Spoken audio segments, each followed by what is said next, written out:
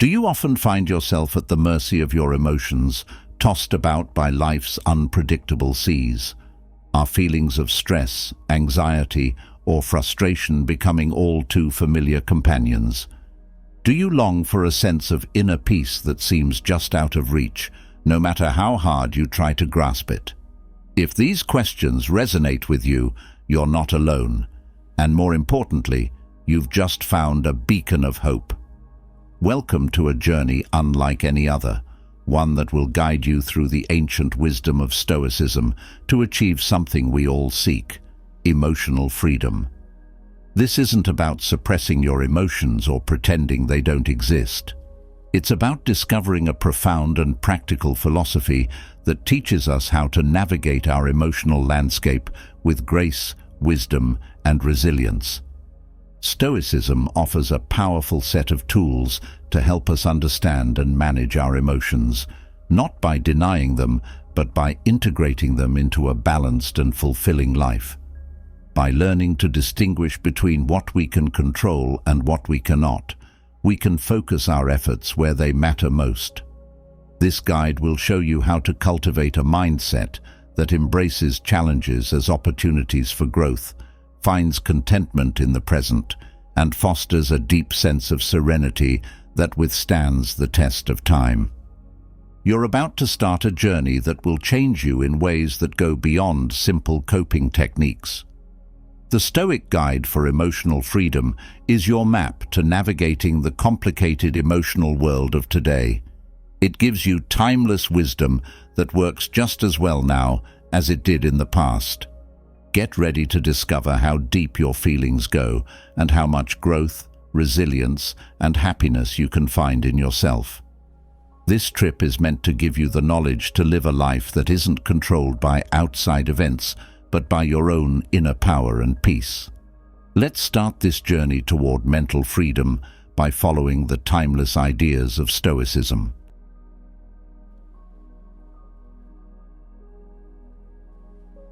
Marcus Aurelius, a very smart person, once said, "Look within. Within is the fountain of good, and it will always bubble up if you will ever dig." There are many well-known lessons in Stoic philosophy that have helped many people deal with the problems they face in life. Still, this treasure chest hides lessons that aren't as well known, but are just as important and can change your life. Let's dive into the depths of Stoicism and look at 7 lessons that many people may not have heard before, but that hold the promise of timeless knowledge and insight. The first lesson is how to do osis. Stoicism is a philosophy that is full of wise and helpful ideas. Its lessons have stood the test of time in many ways. But now I'm going to talk about osis, which is a less well-known part, or hidden gem. It might sound like a lot to say, but at its core is something very real and easy to understand. Osis comes from the Greek word for belonging or familiar. It refers to our natural desire to take care of ourselves and the awareness that this desire naturally stretches to others. It shows how everything is linked, a link between the love we feel for ourselves and the love we give to others. Imagine that you are in the middle of rings that are getting bigger. The area closest to you, around you, represents your personal family. As the rings get bigger, they include family, friends, co-workers, your neighborhood, and finally, everyone in the world. This picture, which comes from the Stoic philosopher Heracles, is a powerful reminder of our place in the huge web of human ties. As Marcus Aurelius thought about how everything is linked, he said, "What is not good for the swarm is not good for the bee." This makes us realize that our own well-being is deeply connected with the well-being of the group. Every move, word, and action we make sends waves through this huge web of links between people. In what ways could osis be a part of everyday life? Think about times when you disagree with someone and your feelings are running high and understanding seems far away. In these situations, channeling the spirit of osis means putting yourself in someone else's shoes, not to give up your own point of view, but to really understand theirs. This act of kindness could be the thing that brings people together who are fighting. As you go through life, think about what you can do to help your neighborhood. Helping a neighbor, going to local events, or just smiling at someone are all things that seem like small things, but they are what hold our shared human experience together. As the day fades into night, it can be helpful to stop and think. Consider what you do and how you connect with others. They were in line with the rules of osis, right? Did they make the ties that connect us stronger? This kind of self-reflection can help us see the way, making sure that our journey isn't just for us, but for everyone. We find a Stoic message that goes beyond autonomy in the acceptance of osis. As a gentle reminder of our shared humanity and the fact that our own stories are just parts of the bigger story of life, it's a call. When we value osis, we not only make our own lives better, but we also add to the music of human thriving. The second lesson is about the importance of osis. We come across osis as we dig deeper into the lessons of the Stoics. The word may seem far away at first, but its meaning is very close to what we do every day. Osis isn't just giving up things or being frugal in the usual sense. It's about training the mind and soul very hard, like how athletes train their bodies. You could think of it as mental exercise or building up your inner strength. Musonius Rufus, a Stoic philosopher who wasn't as well known as some of his peers, pushed the idea of osis. He made it clear that philosophy wasn't just a field of intellectual discussion. Real philosophy made people do things.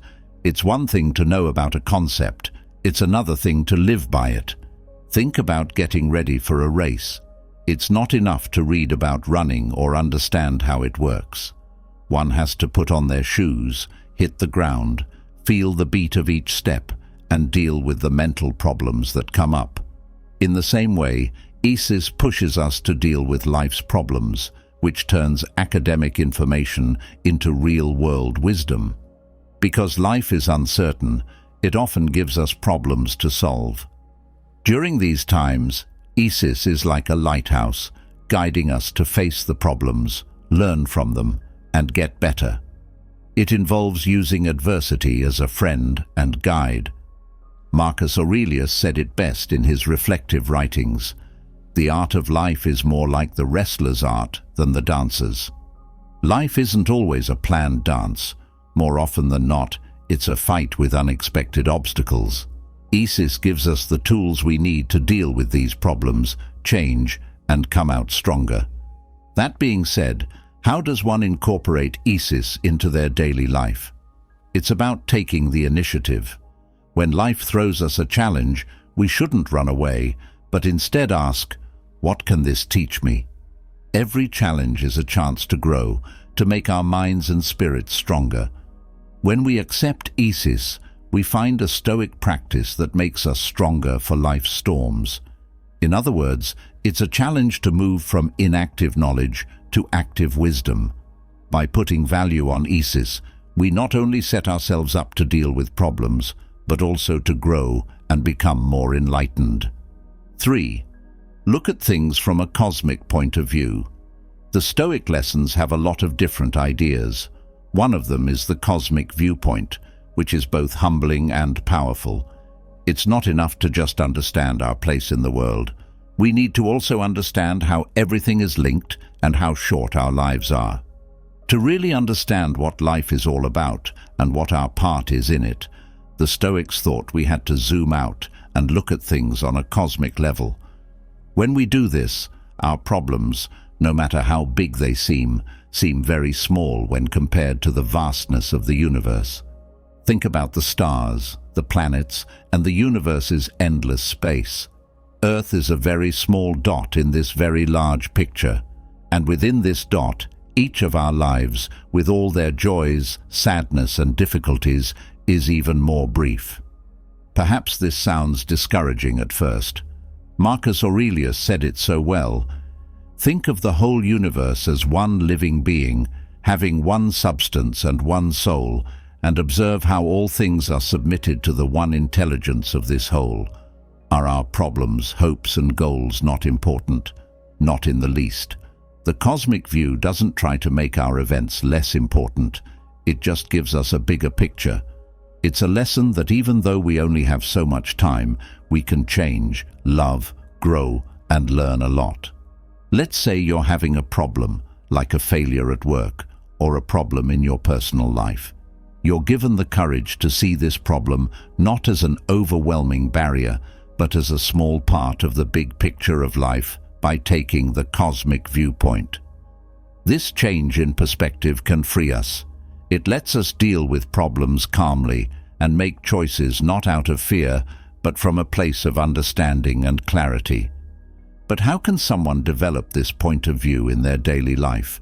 It means regularly telling ourselves of the bigger picture, whether that's by looking at the stars, meditating, or just pausing to think about how big the world is. These habits can help us feel grounded and give us both comfort and drive. We can learn to be calm by looking at things from a cosmic point of view. This lesson goes beyond the present and the material. It's a call to appreciate how beautiful life is and how small our part is in it all. By taking this point of view to heart, we can not only handle life's problems with ease, but also enjoy its short-lived times more. Number 4. The part fate plays in how we grow as people. Stoicism has many lessons, but one about fate that can help you feel better and give you strength is one of them. Many theories try to explain the idea of fate, but Stoicism has its own unique view. It's not enough to just accept your fate. You have to use it to grow as a person. The Stoics think that we may not be able to change the things that happen to us, but we can change how we react to them. In this case, fate isn't a set road we have to follow. Instead, it's a series of events that teach us lessons, present us with obstacles, and give us chances. One of the most famous Stoic philosophers, Epictetus, said, "Don't demand that things happen as you wish. Wish that they happen as they do happen, and you will go on well." This doesn't mean we should just accept things as they are. It means we should align ourselves with the natural order of things and find harmony even in chaos. Think about times in your life when things didn't go as planned. It could have been a lost chance, a task you weren't expecting, or a turn of fate you weren't expecting. People who follow the Stoic way of life are encouraged to ask, "What can this teach me?" when they feel upset or disappointed.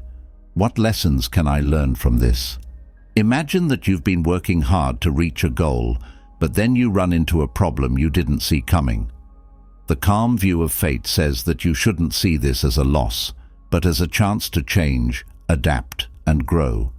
It's about realizing that every turn of fate holds growth seeds ready to be planted. But how can this knowledge really be used in everyday life? It has to do with developing an open-minded attitude. When problems or events come up out of the blue, don't fight them or complain. Instead, look for the lessons they can teach you. You should welcome the chance to learn, grow, and become a better person. When we understand how fate affects our personal growth, we find a lesson from Stoicism that is both ancient and very much up to date. That's a warning that the unknown parts of life can be a source of growth and change, not something to be afraid of. When we dance with fate, we not only handle life's unknowns with ease, but we also use them as stepping stones on our way to becoming more like ourselves. 5. The difference between two kinds of value. As we delve deeper into the teachings of the Stoics, we come across the dichotomy of value, a concept that questions how we think about value today. Stoicism is a new and enlightening way to look at what really matters in a world where materialism and outside approvals often determine our sense of worth. The Stoics believed that some things, like virtue and knowledge, have value on their own, and other things, like money, fame, or social status, have value because we give them value. The important thing is to tell the difference between what is really valuable and what people think is valuable. This idea was looked into in great detail by Aristo of Chios, a Stoic who is often forgotten in common talks. He said that many of the things we chase because we think they make our lives better are actually just temporary and outside of us. He thought that true value lies in the things that can't be seen or touched, like our character, our deeds, and our knowledge.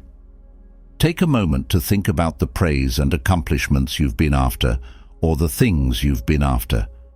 These might make you happy for a short time, but do they make you happy in the long run?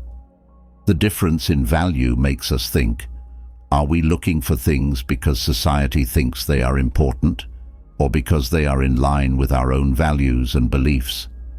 Think about someone who has amassed a lot of money but lacks kindness or ethics. Most people would be proud of their money, but a Stoic would ask, at what cost? A Stoic, on the other hand, sees the true core of worth as someone who lives a simple life full of virtue, kindness, and knowledge. To really work this contrast into our lives, we need to think about our goals and wants on a daily basis. Are they motivated by social pressures or a real desire to know what makes life worth living? It's about resetting our direction so that it points true north, or toward what really makes our hearts happy. When we accept the difference between two values, we find a noble lesson that changes our lives in a deep way. It's a call to look deeper and question the ways we measure success and worth. Understanding and living this dichotomy not only makes us happier, but it also helps us focus on what really matters, leaving behind a legacy of real value and effect. The sixth lesson is about the practice of prosocho. Finding our way through the complicated lessons of the Stoics, we come across the idea of prosoch, which is very similar to our modern search for awareness and present. Prosoch, which is often translated as attention, means more than just being in the present. It also means being socially and ethically alert in that current moment. The Stoics knew that how we react to things that happen in our lives shapes our lives more than the things that happen. Thoughts, choices, and actions all have an impact on our future and shape who we are. Being very aware of these waves and making sure that our actions are in line with our core values and beliefs is what prosoch is all about. Epictetus, who had deep thoughts, stressed how important prosoch was. He thought that even though we can't control what happens in the outside world, we can always control how we react to things inside our own minds. Men are disturbed not by things, but by the views they hold of them, he said. Prosoche means taking a moment to think about those views and make sure they are based on knowledge and virtue. Picture yourself in a situation where you have to make a tough choice. The weight of the moment is heavy and feelings are strong. Instead of responding without thinking, prosoch would have you stop, think, and pick a reaction that fits with your inner values. It guides you toward virtue like a moral compass. In today's busy world, where there are many things to do and not enough time, practicing prosoch can be very helpful. It's about stopping in the middle of all the chaos to check in with yourself, to ask, does this behavior fit with my values? Does this thought move me toward or away from virtue? Accepting Pru is like lighting a lantern on our road, which shows us the way with clarity and purpose. This Stoic practice is very useful in today's world, even though it's very old. We can face problems with more knowledge and make sure that every action we take is in line with our real selves if we use prosy in our daily lives. This leads us to a life of authenticity, virtue, and purpose. The seventh lesson is about the idea of sympathia.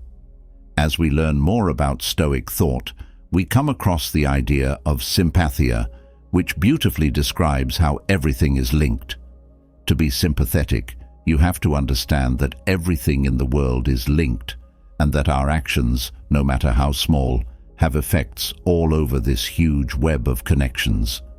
Stoics thought that everything in the universe worked together, and that each part had a part to play in the big dance of the universe. This isn't just a lyrical idea, it's a deep understanding that the things we do have effects that go beyond what we can see right now. The great Roman philosopher Marcus Aurelius said, "All things are woven together, and the common bond is sacred." Nature is very delicately balanced. One change in an environment, like adding or removing a species, can have effects that affect the whole system. The same is true for our actions, thoughts, and choices. Whether they are good or bad, they send waves through society and the universe. Think of a small way you could show kindness, like helping a stranger on the street.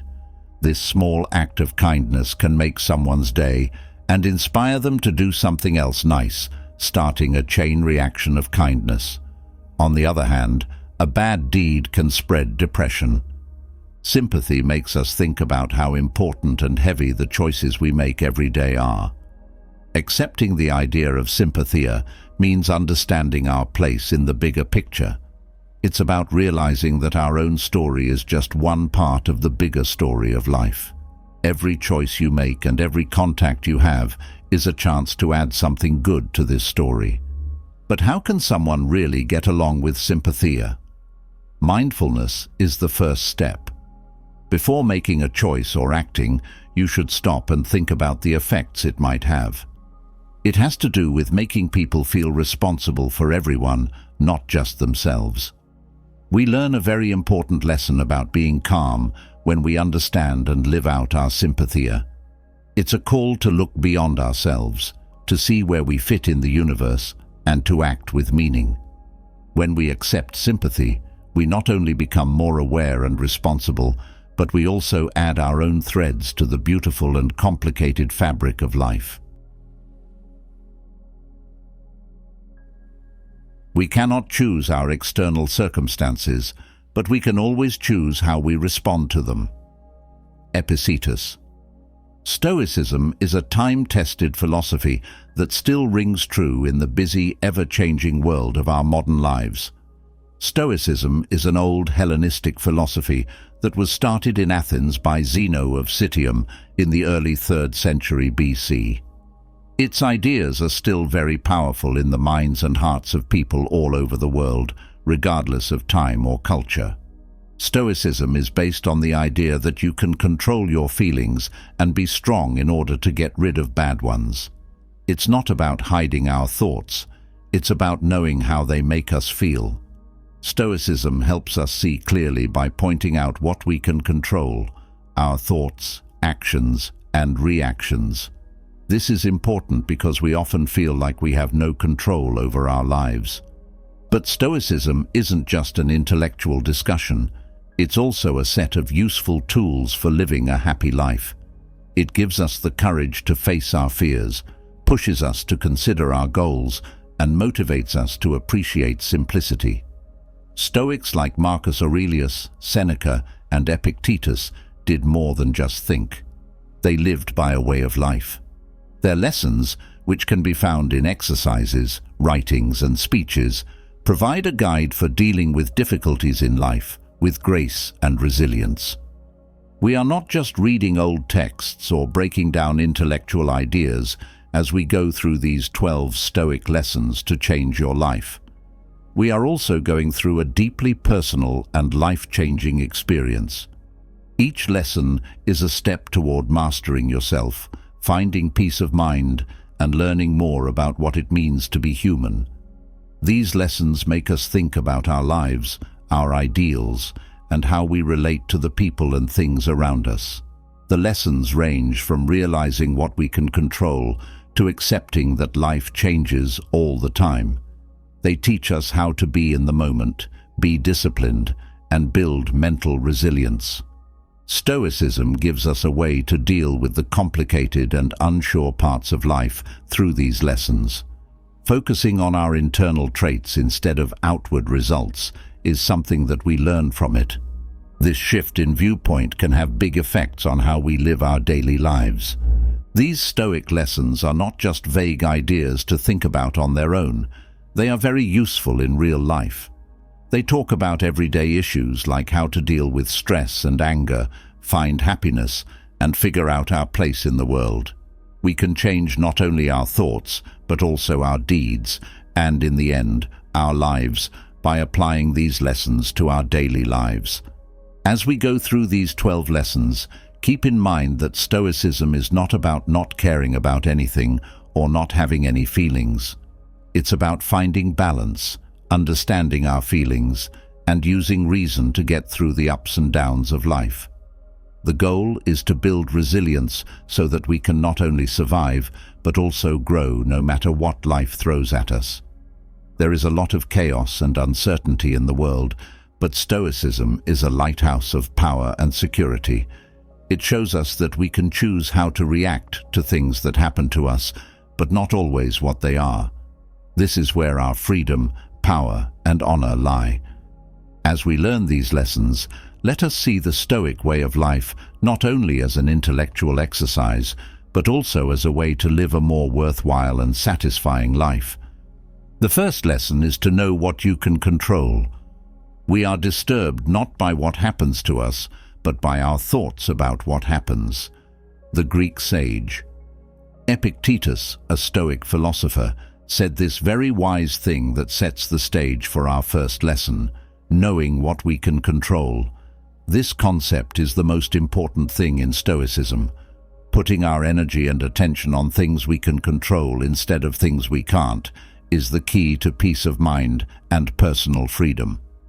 According to the Stoics, the world is split into two parts: things we can control, like our thoughts, feelings, and actions, and things we cannot control, like other people's actions, the past, and the future.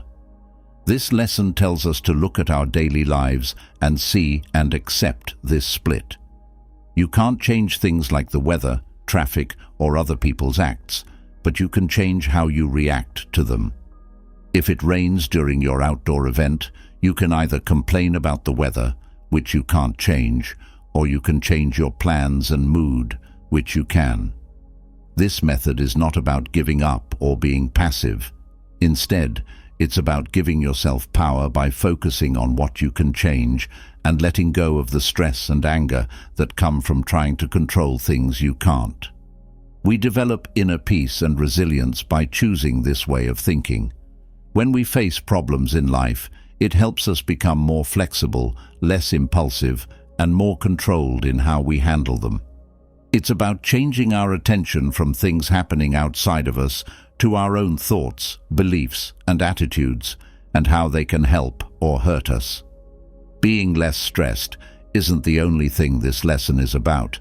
It's also about finding our real power and using it to live a happier life. Lesson 2. See problems as chances to learn. Marcus Aurelius said, "The barrier to action advances action." The second lesson goes over a concept that was widely summed up by Marcus Aurelius, who was a Roman emperor and a Stoic philosopher.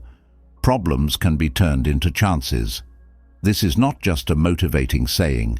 It is one of the main ideas behind Stoic resilience.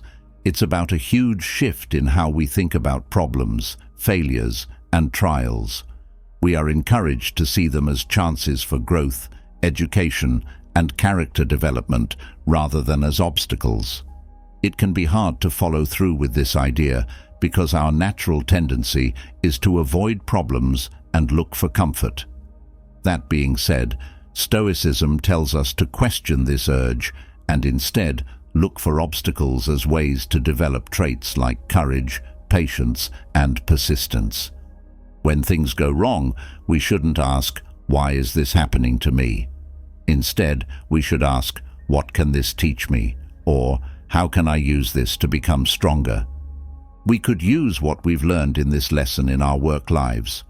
A failure in our careers, like losing a job or being demoted, can be seen as a chance to rethink our path, learn new skills, or even start a new business. It involves constantly looking for ways to use adversity as a springboard for one's own and one's career. Seeing problems as chances to learn and grow is more than just being optimistic. It's a way of life. to develop an attitude that sees every problem as a chance to show virtue and every failure as a test of our character. It teaches us about resilience, flexibility, and the value of a cheerful outlook. Lesson 3. Being in the present. Be where you are, otherwise you will miss your life. The Wise Man. This quote is from Buddha, but it fits so well with Stoic ideas, especially the practice of being aware and present. Living in the present moment is very important in both Buddhism and Stoicism. This lesson is about the art of present, which means becoming very aware of what is happening right now. It's a way to escape the stresses, worries, and constant busyness that come with modern life. Stoicism says that being mindful means giving clear attention to our thoughts, behaviors, and the world around us. It means giving our full attention to whatever we're doing at the moment, like talking, eating, or getting some fresh air. This habit makes us realize how full life is, lowers our stress, and improves our health as a whole. But awareness isn't just a thing you do, it's how you live your life. It means being aware of our feelings and thoughts without letting them take over. It means looking at the world around us without judging it or letting our opinions get in the way of what we see.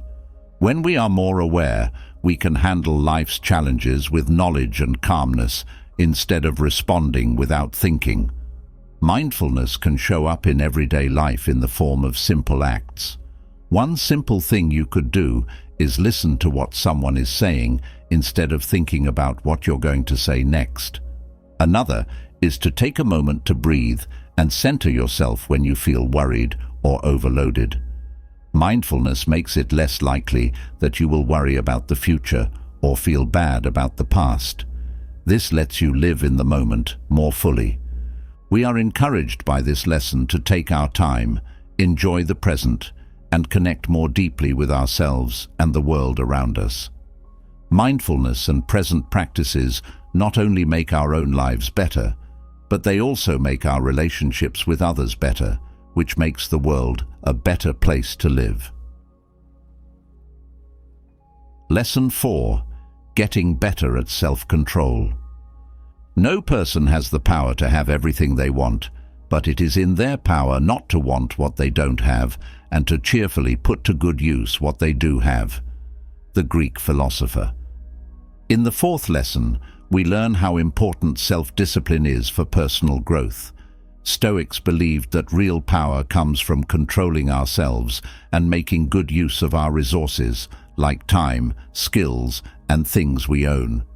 Seneca's words support this idea. Stoics believe that self-discipline is more than just being strict or not spending money. It also means making choices that are in line with our values and goals. Recognizing and fighting spontaneous wants is part of it. The goal isn't to refuse happiness, but to keep yourself from being controlled by whims and short-lived urges. We are urged to examine our daily routines and living choices in order to develop self-discipline. Do they show what our core ideals are?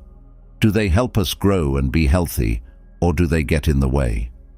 Self-discipline means paying attention to how we spend our time, how we deal with our feelings, and how we act on our wants. It involves choosing long-term happiness over short-term pleasure and realizing that real happiness comes from living a life of virtue and purpose rather than from outside sources. Additionally, self-discipline means controlling not only what we do, but also what we think and feel. Setting limits and following through on them, even when it's hard, is part of it. This could mean cutting down on distractions so you can focus on important tasks, turning down commitments you don't need, or enjoying pleasures in moderation. To find peace, we need to realize that we can only control ourselves and not everything else in our lives. To be self-disciplined, we also need to be aware of and grateful for what we already have. It's about moving our attention from what we don't have to what we do have and being thankful for what we have. This way of thinking helps you feel blessed and happy, which is important for your own growth and happiness. Being self-disciplined isn't just a way to get things done. It's also a way to find freedom and happiness in life. Lesson 5. Build up your emotional strength. We suffer more often in imagination than in reality. The Greek thinker. The Stoic view of feelings and the significance of fostering emotional resilience are discussed in this 5th lesson. Seneca's quote tells us that a lot of our pain comes from our thoughts and feelings, not from real things that happen.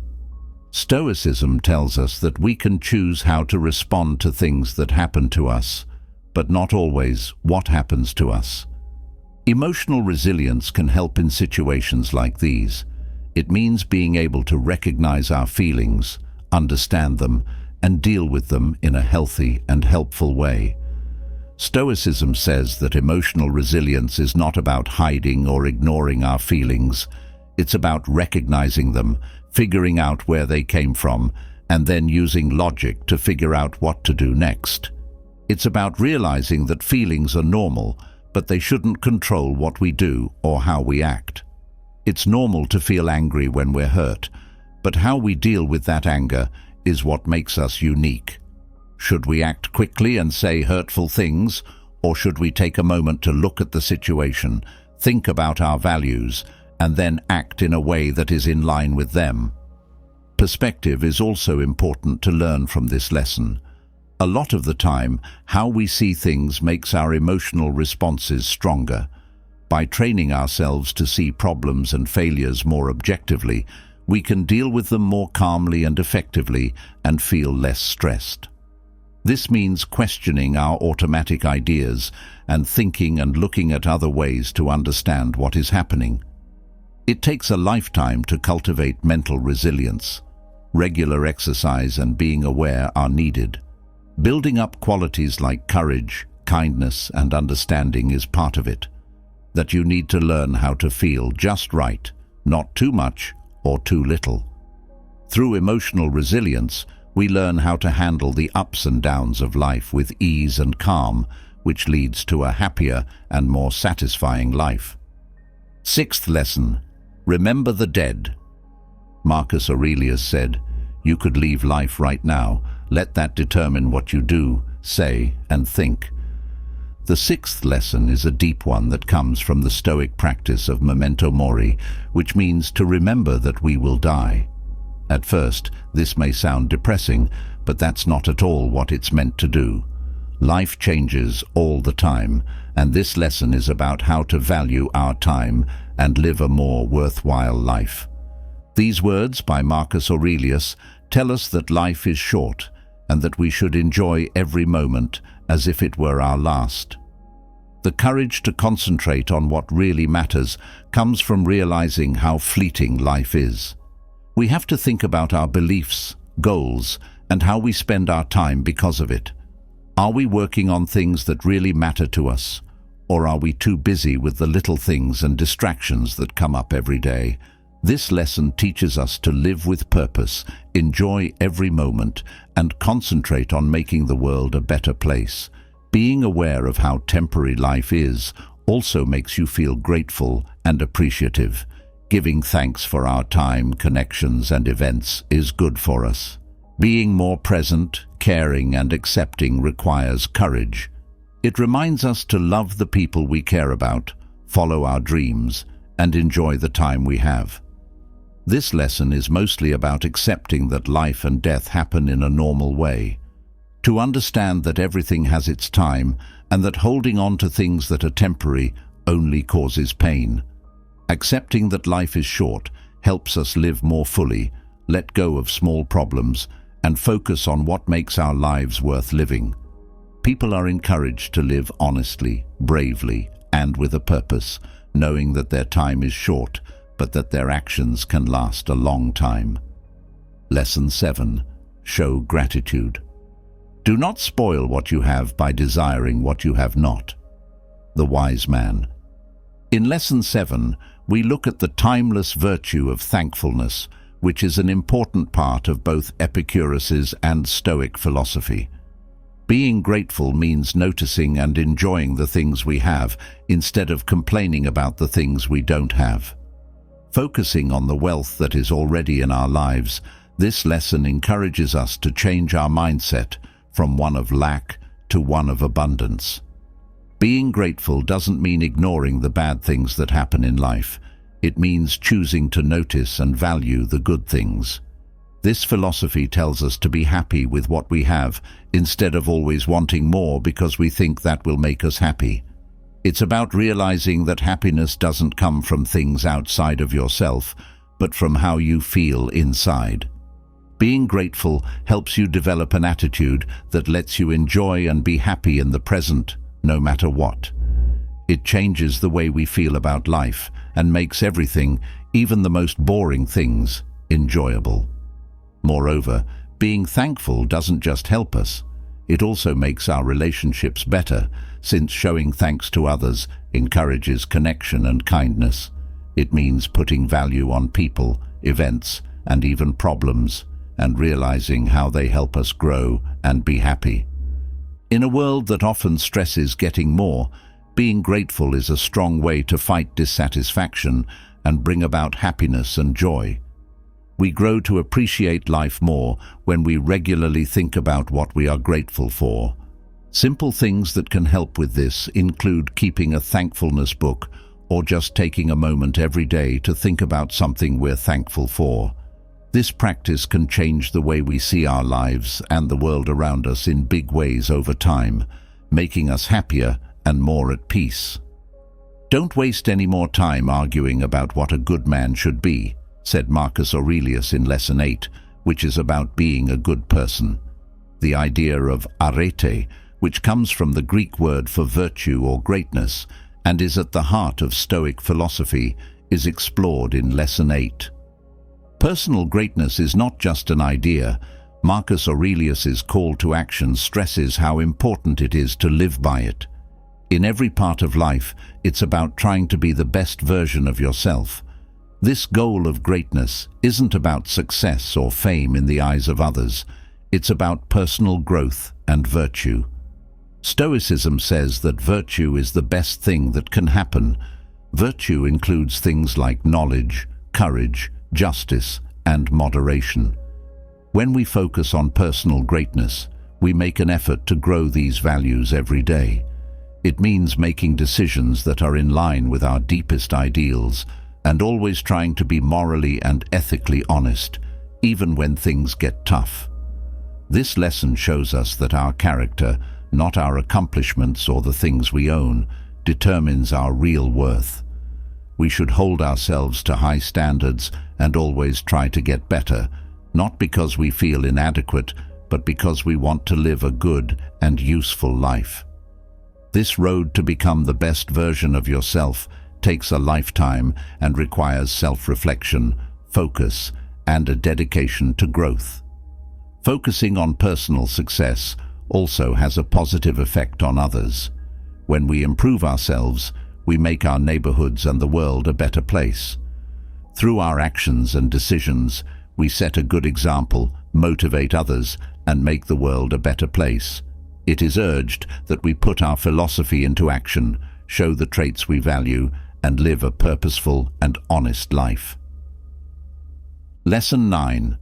Don't care what other people think.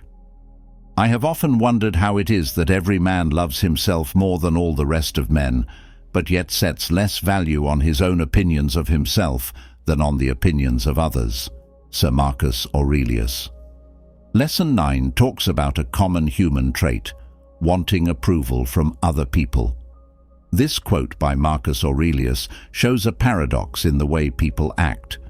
We tend to seek acceptance and praise from others, even if it means sacrificing our own morals and self-esteem. Let go of the need for acceptance from other people. This lesson tells us to find praise within ourselves. A Stoic's attitude toward approval from other people is one of mild indifference. It's not about ignoring or not caring what other people think.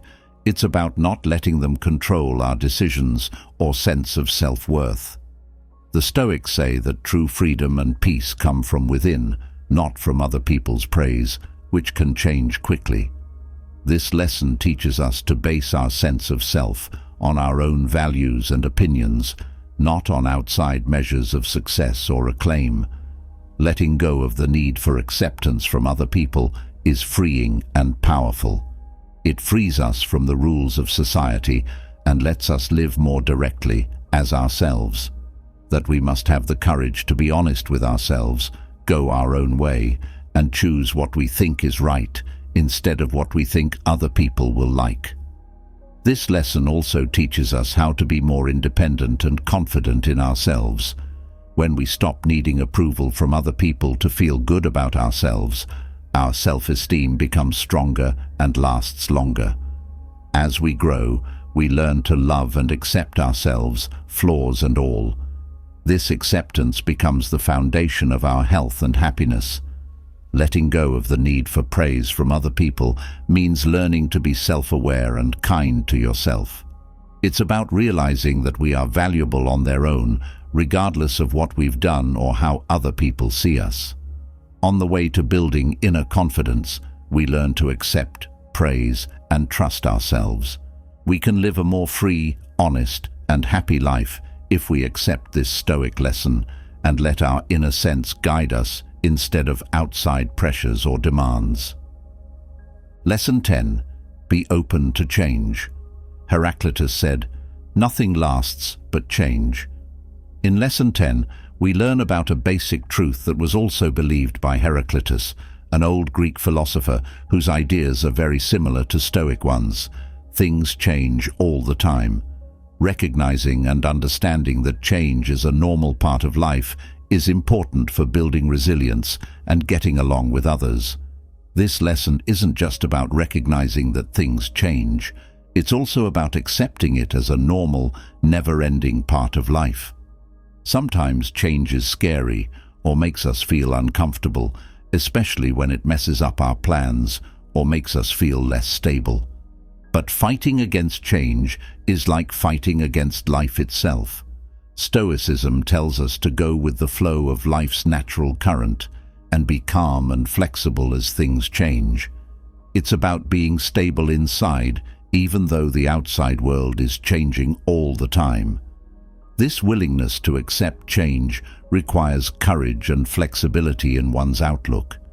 It helps us be calm and balanced when life doesn't go as planned, whether it's a change in our daily lives, like losing a loved one or changing careers, or a change in society as a whole. For peace and resilience, flexibility is essential. Being inactive or resigned doesn't mean you're okay with change. It means you're ready to react and grow with each turn of your life. Additionally, knowing how change works makes you value the present moment even more. We learn to enjoy the things, people, and situations we have now because we know that nothing lasts forever. It gives us the courage to live more fully and carefully and not to take things for granted. This lesson is a strong warning against settling down and an invitation to get involved with life and accept that it is always changing. Lesson 11. Show kindness and understanding. Marcus Aurelius once said, "Kindness is invincible provided it's sincere, not hypocritical or a matter of show." In Lesson 11, we look at the ideals of kindness and empathy, which are important parts of Stoicism and are beautifully summed up by Marcus Aurelius. Stoicism frequently emphasizes one's own strength and resilience, but it's also important to develop kindness and understanding toward others. This lesson is about realizing that everyone has the same problems and showing kindness and understanding to those around us. To show kindness and empathy, we need to look past our own point of view and try to understand other people's feelings, experiences, and goals. It means being aware of other people's problems and pain and reacting with kindness and support. This Stoic lesson tells us of how important it is to care about others and connect with others in a world where independence often wins. Furthermore, kindness and understanding change both the people who receive them and the people who show them. When we interact with others with kindness, We build stronger relationships, lower tensions, and feel better overall. It helps make society more peaceful, accepting, and open to new ideas. This practice isn't about feeling sorry for or putting down other people.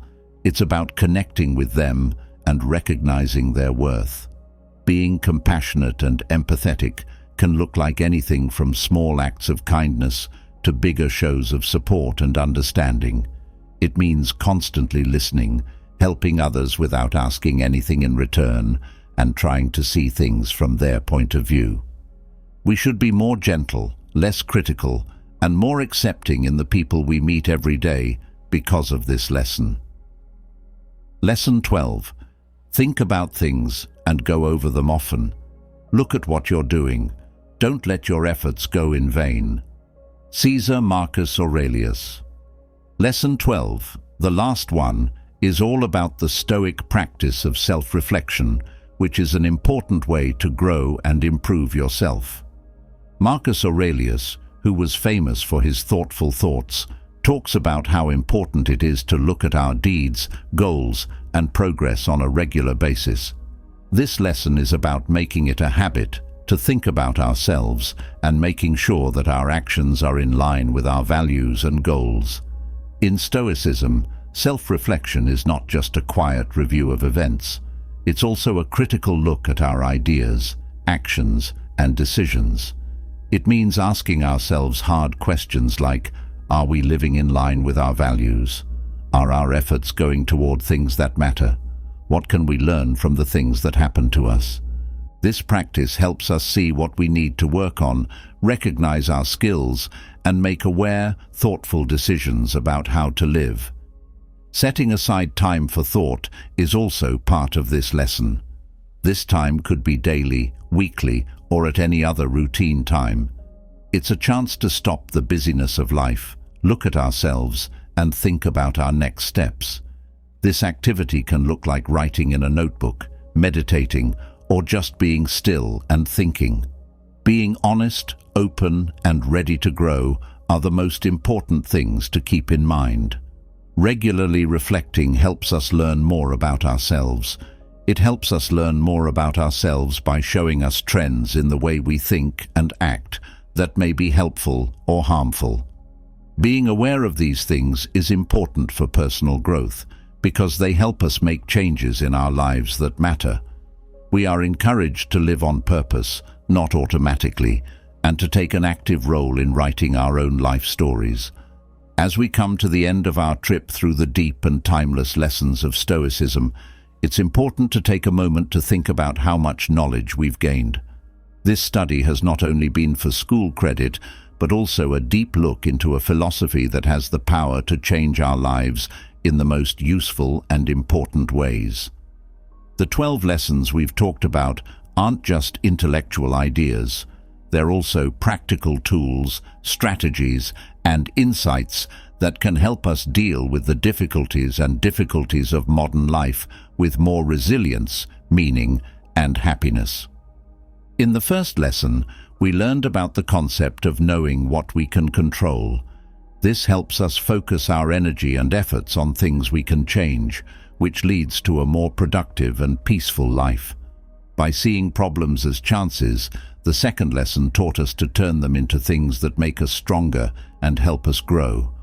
Our third lesson, practicing awareness and presence, helped us see how rich and deep the current moment is. It freed us from the chains of regrets from the past and worries about the future. The fourth lesson on developing self-discipline stressed how important it is to control our urges and make good use of our resources. This sets the stage for a successful and fulfilling life. As we learned in Lesson 5, building emotional resilience means meeting our feelings with awareness and balance. This gives us the tools to handle the ups and downs of life with grace. The sixth lesson, which was about realizing that life is temporary, told us of how valuable each moment is and how important it is to live with purpose and thanks. Our seventh lesson, practicing thanks, helped us see how much we have and made us feel happy and joyful with what we already have. The eighth lesson, which was about personal greatness, pushed us to seek the greatest character traits, which would lead to a life of honesty and purpose. We learned how to be free by validating ourselves and how important it is to trust our own judgment and worth in the 9th lesson on letting go of the need for outside approval. In the 10th lesson, we learned to understand and accept that things change and to welcome the flexibility of life by being open and able to adapt. The 11th lesson taught us how to practice care and empathy. This showed us how kindness and understanding can change our lives and the lives of those around us. Finally, the 12th lesson on regularly thinking and reviewing stressed how important it is to look inside ourselves and be aware of our shortcomings if we want to keep getting better and become masters of ourselves. When we apply these lessons from Stoicism to our daily lives, they can make big changes. They instruct us on how to live a life of virtue, resilience, and knowledge. They give us the courage to strengthen our relationships, learn more about the world and ourselves, and live a life that is in line with our greatest goals and ideals. By following these rules, we can find peace and happiness in the crazy and unpredictable world we live in now. Finally, I want to encourage you to not only think about these lessons, but also use them in your daily life. In times of doubt, let them be your guide. In times of chaos, let them be your support. And in times of darkness, let them be your lighthouse of hope. Always keep in mind that the path to personal growth and improvement is a process that never ends. We have a chance to put these lessons into practice every day, to learn, to grow, and to become better people. Seneca said, "As long as you live, keep learning how to live." Let this be our drive as we go forward. Accept these lessons from Stoicism, use them in your own life, and see how they can change things for the better, so that you can live with purpose, be honest, and face the trials of life with courage and knowledge. Read these quotes. Stoicism isn't just a way to get better at yourself. It's also a way to create a life that has value, happiness, and satisfaction. With the ancient knowledge of Stoicism at your side, you can take a bold step forward, filled with confidence and excitement, and make your life full of virtue, resilience, and joy. There is kindness in all of us. It's the basis of good character, the golden rule, and the sun that can make someone's day better. If I told you that kindness has a darker side, where its good-hearted rays can cast shadows you didn't expect, would you believe me? Even if you believe in the old philosophy of Stoicism, you shouldn't think you're safe. Instead, let's look at 11 surprising ways kindness can make your life worse. We will look at the Stoic idea of virtue, which says that balance is more important than blind kindness, and we will learn when it is best to say no. Prepare to have your ideas tested. This is not about giving up kindness, it's about how to use it wisely. The first is mistaken kindness. Think of a little kid, eyes big with purpose, moving all over the place on a two-wheeled device. You, the always helpful adult, make sure that their every wobble doesn't lead to a scraped knee by firmly securing the wheels. Your good goals come from your need to care for and protect others. But the real reason for this seemingly kind act could have surprising effects. Roman philosopher and politician Seneca wrote a very deep study of kindness and giving. Besides just making sure someone was comfy, he thought that help could be given in other ways. It's still true decades later that his advice, true help is not about relieving the burden, but equipping the bearer, is wise. Think about the child who always needs your help and never gets to experience the joy of standing on their own, the triumphant wobble before a happy slide. This is the main risk of being kind and wanting to help others. While overprotecting can help us feel safe and secure, it can also keep us from developing the independence that is necessary for growth and resilience. So how do we balance being nice with pushing people to be independent? The key to the answer is giving supporters more power. Run alongside the child, giving them a steadying hand when they need it, but letting them experience the wobbles, the almost falls, and the exciting freedom of moving around on their own. Instead of holding on to the handlebars, this way does more than just teach how to ride a bike. It can be used in many situations, like helping a friend with a problem or helping a partner with a hard task, by giving them direction and help while letting them do it on their own. We help kids get stronger, more confident in themselves, and better at handling problems. Keep in mind that a child who learns to balance on their own not only learns how to ride a bike, but also gains confidence, a feeling of accomplishment, and the ability to face future challenges with renewed strength. Empowered support changes people and groups in a good way that lasts long after the first act of kindness. So, think about what Seneca said the next time you need to keep someone from being uncomfortable. The best ways to show someone you care are often to give them the tools they need to make their own decisions and to encourage the resilience and freedom that will lead to a happy life. 2. Action that makes things easier. Think about a friend who is perilously perched above a financial abyss. Because they rushed and made mistakes, they are now in trouble. Mentally picturing them hurts. The urge is to save them from trouble and act like a financial superhero.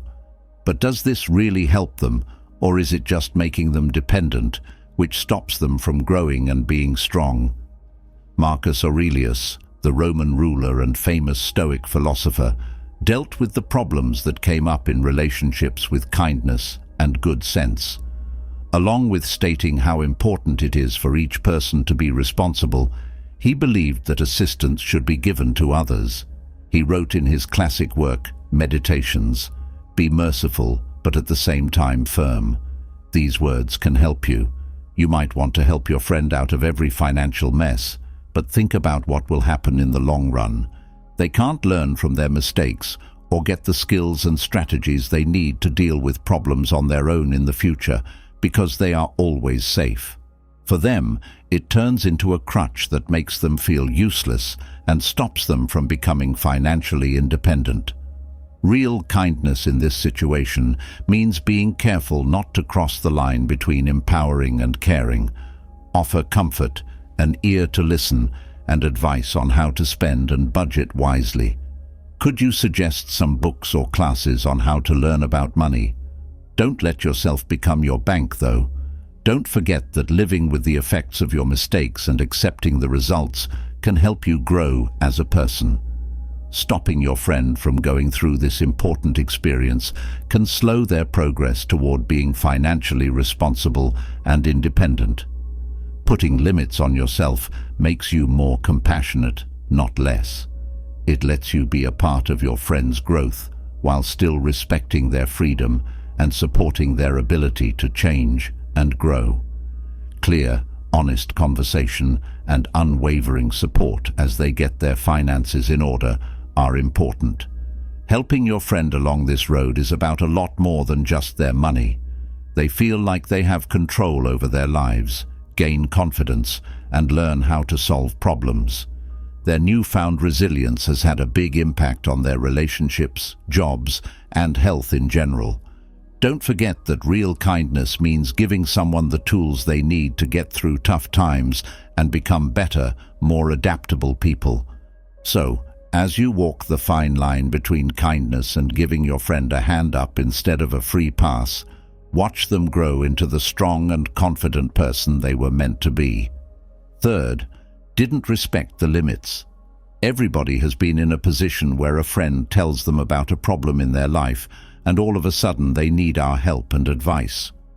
But think about the fine line between being compassionate and respecting unseen limits before you speak up. The famous Stoic philosopher Epictetus stresses the importance of personal freedom while also telling us that we are all linked. To this day, we still follow his wise words. Remember, you are not an island, but a part of the main. Even though we live in a community, everyone has their own space and rules. Imagine walking into a friend's emotional storm and giving them advice they don't need. No matter how well you mean it, your comments might come across as rude and unnecessary. Even if you mean well, it's the same as breaking into someone's house without permission. This intrusion, no matter how well-intentioned, may fail and push your friend away rather than comfort them. Genuine kindness in this situation is listening with ease. Offer a sympathetic ear and a safe space where your friend can talk about their feelings without worrying about what other people will think. Pose open-ended questions to inspire courage in self-reflection, but refrain from giving unneeded counsel. Remember that being there can be the best way to help, but it can be hard to set boundaries. What is unwanted advice made up of? What point does listening with the purpose to accept become accepted without question? Your friend may ask you straight for your opinion every once in a while, which gives you the chance to make smart suggestions. Pay attention to what they say and do, and don't forget that they have the right to say no to your suggestions. You should honor your boundaries because they help you build trust and connections. It lets your friend know that you value their freedom and individuality. This creates a safe space where support can flow easily without feeling intrusive or uncomfortably close, enabling open conversation and real connection. Remember that respect is necessary for kindness. Before giving advice, step back, pay attention to cues, and really listen. Then, help your friend in a way that respects their needs and limits. This makes them closer because they value each other and know that real support builds up instead of takes away. Number 4, giving up oneself at a cost. Think about a candle with a bright flame that flickers and fills the room with light and warmth. But what happens when that spark goes out and is only fed by other people's needs, leaving its own behind? A few sparks appear, then it gets weaker and then goes out. This is the potential downside of self-sacrifice. It's a good thing to do, but if you do it too much, it can lead to burnout and stop you from doing the kindness you want to do. The well-known Stoic philosopher Musonius Rufus encouraged people to live in harmony with nature, recognizing the link between people's health and the health of the world. It's not selfish to take care of yourself. It's an investment in your health, he said, asking with people to find balance. Giving in to other people's wants while ignoring your own is like emptying a well of water and never putting it back in. When the well runs dry, you're left empty and unable to show true kindness from a place of plenty.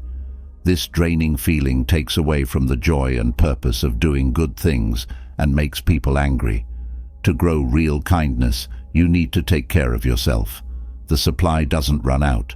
You can recharge and make sure that when you are sympathetic, it comes from a place of wealth rather than shortage if you make time for things that feed your mind, body, and soul. You might want to take care of the flame inside you so that it burns strongly and steadily, lighting up your life and the lives of others. Making health a top concern is the right thing to do. It does not mean being selfish. If you set limits, say no when you need to, and do things you enjoy, you can be there for other people with new energy and a genuine sense of kindness. It helps more than just you when you put your health first. You can encourage others to value themselves as much as you do by taking care of yourself and setting healthy limits. Because of this, healthy relationships get stronger, creating a community where kindness grows from a base of personal well-being rather than through acts of sacrifice. Remember that true kindness means taking care of the inner flame instead of wearing yourself out. Self-care and putting your own needs first will make your kindness grow and shine a bright light on the lives of those around you. 5. Trusting someone without checking them out and being let down. Imagine making room in your heart for someone who is full of love and kindness. You share your secrets and show how weak you are, which makes them seem to really understand. What if, though, that kindness hides a bad plan and their trustworthiness is used against you? One possible downside of blind faith is that a kind act may leave you open to the pain of deception. Seneca was a Roman philosopher and guide who told us to be careful in relationships and to avoid trusting without knowing what's going on. He told us to be careful of men who are nice to everyone, and that advice still works today. To have total trust, kindness alone isn't enough, even though it's a good trait. Deceivers often act friendly and caring to get you to trust them. They take advantage of your natural desire to connect and join, which can make them hard to say no to. Remember that real kindness often comes in the form of actions rather than words.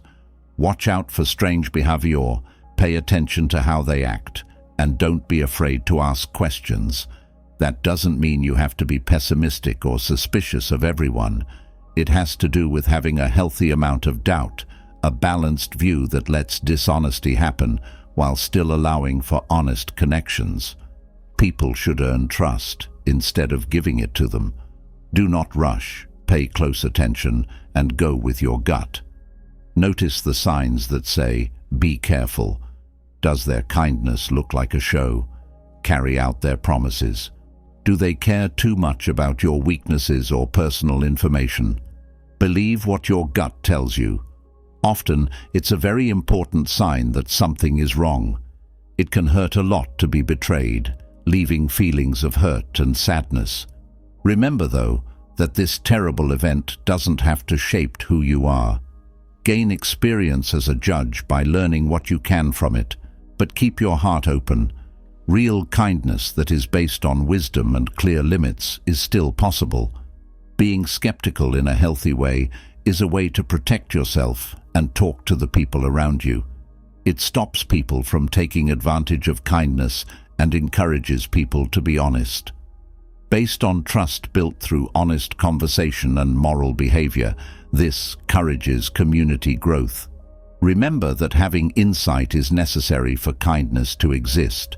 Before you open your heart, be careful, pay close attention, and go with your gut. In this way, you can navigate the world wisely, keeping yourself safe while keeping an eye out for the real links that will bring you happiness and satisfaction. Sixth, took advantage of kindness. Imagine putting out a real warm hand to help someone by opening your wallet. The person who received it is joyfully thankful, and their words are positive. What if, though, their thanks hides a need for more than what you've offered? What if that smile hides other intentions? This is the problem that could come from abused charity, a good deed that may attract people who see kindness as a weakness that can be used against them. The famous Stoic philosopher Epictetus talked about how important it is to live a good life. Don't be ashamed to be called simple if by that you mean honest and straightforward, he said. He pushed for both self-awareness and kindness. Being kind to others is a good trait, but it's not the same thing as being trusting. People who want to take advantage of others often act like they are in need and make up stories about how bad things are for them. To get what they want, they make you feel things that aren't necessarily true. Remember that real needs almost never require force or persistence.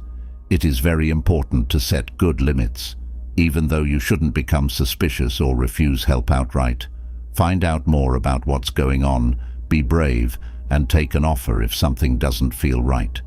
Your willingness to help shouldn't be seen as permission to take advantage of you.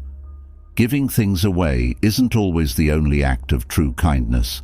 Come up with different ways to help them that might make them less likely to be abused. Help other people solve their own problems by giving them information, advice, or tools.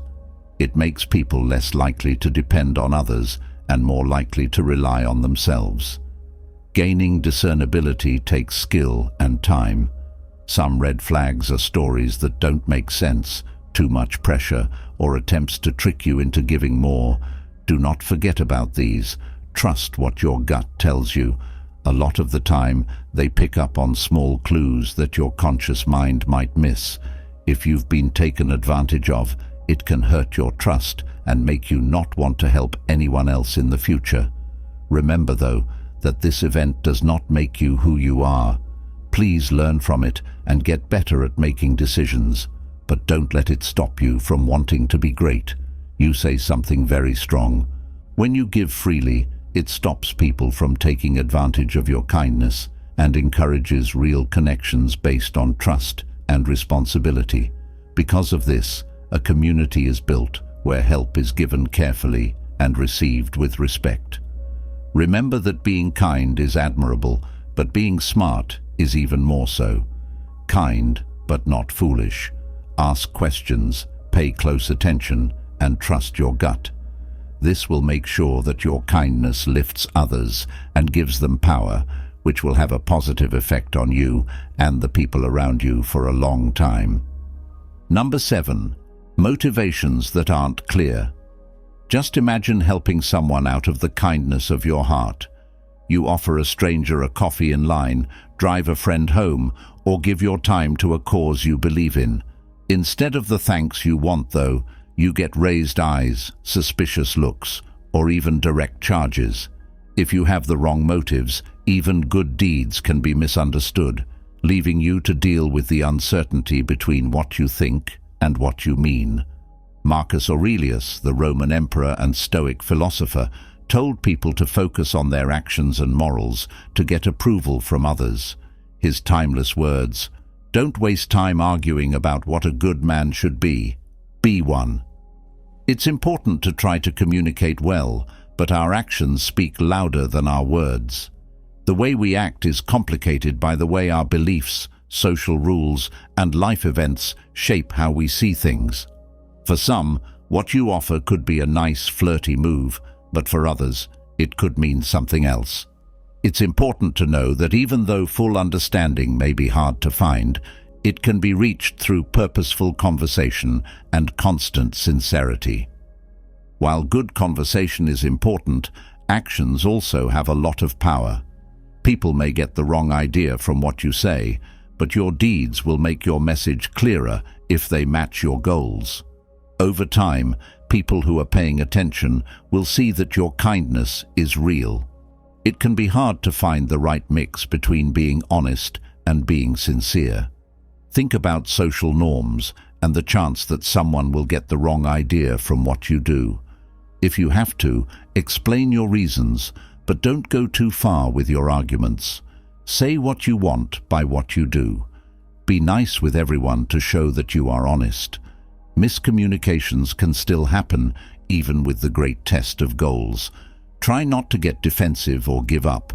Take advantage of these chances to make your plan better and grow. Open up, be clear about what you want, and really listen to what the other person has to say. When you deal with misunderstood goals with grace and honesty, you say a lot. You show that true character always shines through, and that kindness goes beyond what people think at first glance.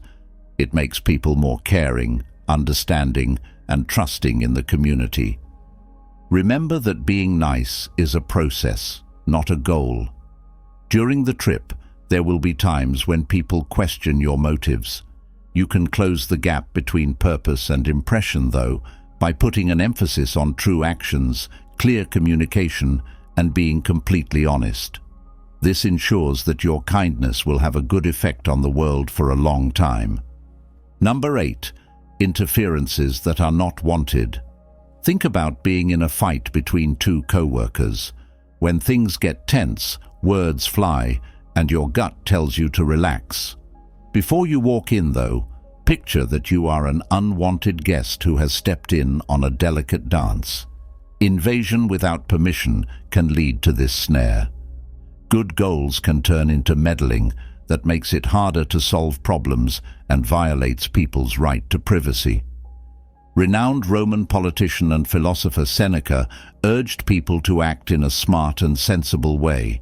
He said, "We don't have a short time to live, we waste a lot of it." He pushed people to understand how nature works. His words are a good lesson that the best thing to do in some kinds of conflicts is to watch and let the people involved figure out what to do. It would be awful to step in during a heated argument before everyone has had a chance to say what they want to say.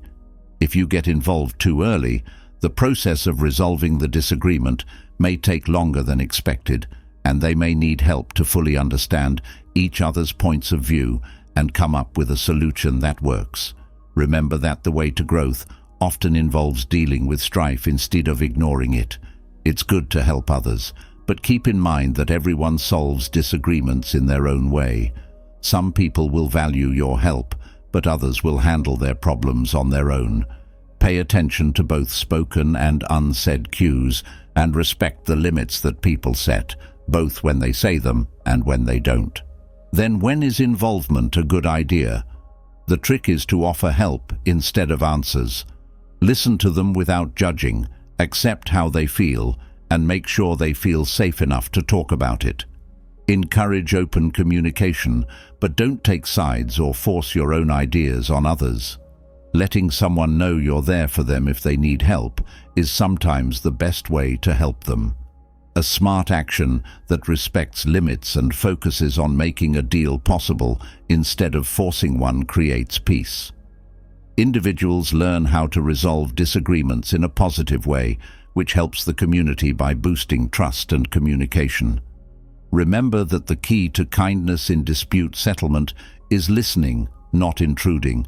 Please pay attention, help others, and have faith that people can solve their issues. You give them the tools they need to grow and deal with problems in a healthy way. 9. Putting on a show of guilt and manipulating people. Imagine offering to help while your voice shows worry. However, there is an assumption that is not made clear. The person you are being kind to stops because they feel like your kindness is heavy. This, sadly, is the flip side of kindness. When someone is trying to trick you into caring about them, but all they do is cause bad relationships and anger. Stoic philosopher Epictetus said, "It is not he who hates or hits you who insults you. It is your opinion that he has done so." Real kindness grows when people are free to do what they want instead of feeling like they have to. Being honest and sincere is important in all social situations. Stoicism says it's good to offer help and support, but using them as a way to control people dilutes the very nature of kindness. Learn from Epictetus's lessons. Tell the difference between real worry and the fake look of kindness that is meant to help you. Think of someone who is always telling you how much they have given up, showing you all the help they have given, and hints that they have a bill that they haven't paid. This leads to a heavy sense of duty that turns gratitude into anger. Real kindness lets go, not holds on to things. Watch out for danger signs. Are there rules that go along with their kindness? Are they using the favors you've received in the past against you, or are they gently pressuring you to do what they want? Don't forget that real help lets you make choices and doesn't try to control you by putting emotional pressure on you. It is important to set boundaries, especially when someone seems compassionate but isn't. Thank them, but kindly say no to any plans that aren't necessary while outlining your needs and respecting theirs. Be strict but kind. Anger can stay as a scar after being tricked into thinking someone is kind. Don't forget that you are not responsible for how other people treat you or what they expect from you. Put real, healthy relationships first and forgive yourself for giving in the past. Setting limits builds respect and gives others the confidence to do the same, not because it makes you mean, but because it leads to more positive interactions, and real kindness can grow without being constrained by duty or trickery. Remember that true kindness doesn't force or make people feel guilty. It supports, encourages, and gives people the choice to make their own decisions. Develop genuine empathy, offer unlimited support, and set limits in a way that shows sensitivity. Doing number 10. Having unrealistic standards will help you build good relationships and make the world a better place where kindness comes from honesty instead of lying. Think about keeping the door open for someone and expecting them to smile and say, "Thank you." They don't say anything as they walk right by you. There is a wave of sadness in your mouth that won't go away. This is what happens when you have too high of hopes. Being generous depends on getting something in return, which can make you feel bad and let down. Every morning tell yourself, today I will meet a liar, an ungrateful, an insulter, a thief, a slanderer, an envious, and a proud man. All of these people are wrong about what good and evil are, said Marcus Aurelius, the Roman emperor and Stoic philosopher. All of them are gone astray. Being genuinely generous doesn't depend on getting something in return. Stoicism requires living in peace with nature and understanding that people may not respond to your kindness in the way you think they will. Aiming for virtue is encouraged for its own sake without expecting applause or attention from others. This quote from Marcus Aurelius is a good lesson that we get upset when we expect other people to act in a way that meets our standards. Don't hold on to promises. You care about other people because you want to make the world a better place. You might want to help out in the hopes of getting praise or thanks. When that reinforcement isn't received, sadness can cloud your experience, making you feel worse and taking away from the joy of giving. Remember that real kindness is a gift that is given without any expectations of return or other reasons. Focus less on getting other people's approval and more on the pleasure of giving yourself. No matter what someone says, be thankful for the chance to make a good difference in their life. Keep in mind that the person you're helping may be having a hard time right now, and that even a small act of kindness can make their day. Develop a thankful mood for being able to do well. Do not worry about how other people react. You have chosen to be kind, and you deserve the good feelings that come with it. When you act with kindness without expecting anything in return, you send a powerful message. Others are moved to show kindness and giving, which starts a good chain reaction that lasts long after the initial act.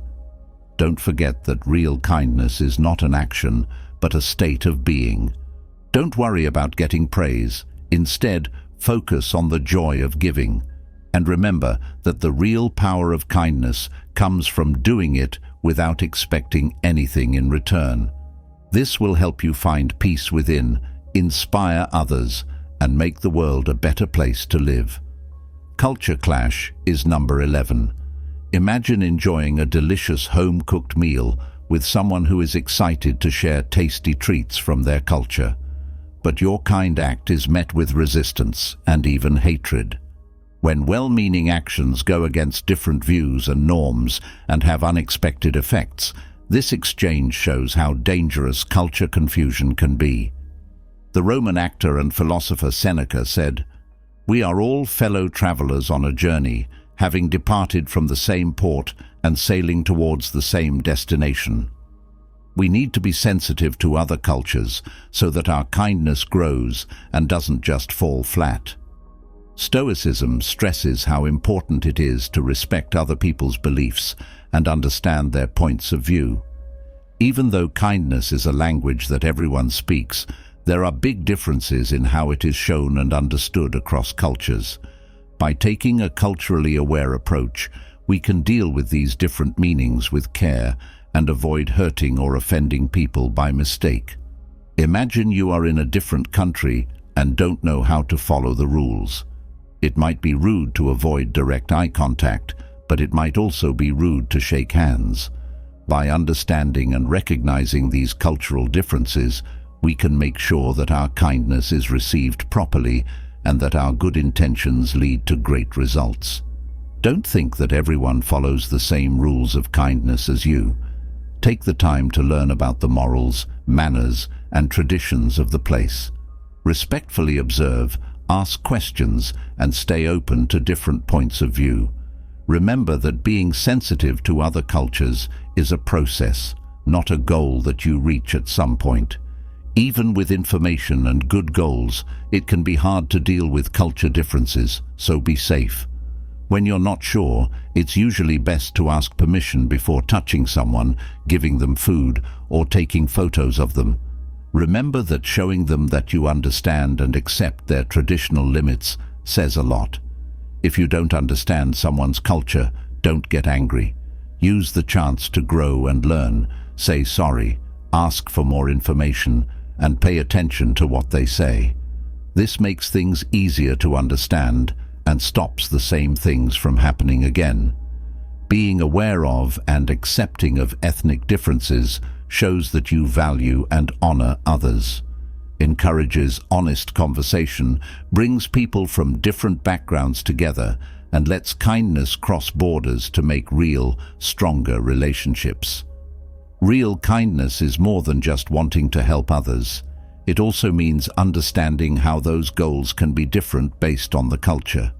Be culturally aware and learn new things all the time, and watch how your acts of kindness lead to deep relationships that honor our shared humanity. Remember that these are not criticisms of kindness, but calls for wisdom. To be patient, you have to be kind, but you don't have to give up kindness. Knowing about the possible risks helps us avoid unpleasant outcomes and move with more awareness.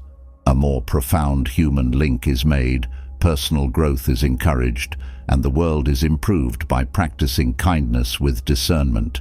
With knowledge in hand, start on your road of kindness, and never forget that the chances of good effects are much higher than the chances of bad effects. Remember that kindness can be a powerful tool if it is used properly. It could make your life and the lives of those around you better. Have you ever felt bad about taking the day off, eating your favorite food, or taking a little extra time to care for yourself?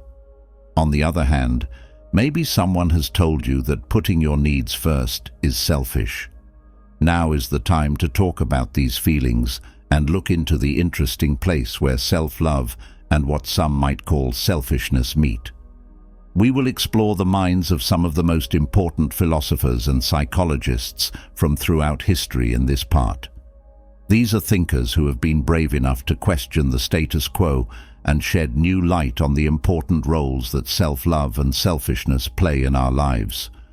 We will talk about Friedrich Nietzsche, Carl Rogers, Abraham Maslow, Aristotle, Ayn Rand, Jean-Paul Sartre, Buddha, and Erich Fromm's revolutionary ideas. We'll find the deep wisdom in what they taught and use what we learn in our own lives. We are constantly getting mixed messages from the world about how to love ourselves and be selfish. On the one hand, we are encouraged to put others before ourselves, to be selfless and considerate. On the other hand, we are told it's okay to love ourselves and put our own needs first. We may feel confused and guilty when we get these mixed messages, not knowing how to find the right balance. And that's why today's subject is important for us in our personal and professional lives. We can live healthier, more balanced lives if we learn more about self-love and selfishness. It's possible to learn to set limits, take time for yourself, and value the whole person, flaws and all. This is something we can do without feeling bad or being seen as selfish. I used to have trouble with these very ideas. Sometimes I would skip rest, fun, and even health just to keep from being seen as selfish. I would go out of my way to help others, even if it meant putting my own health at risk. It wasn't until I studied philosophy and psychology that I understood how important it is to love yourself and be selfish in some ways.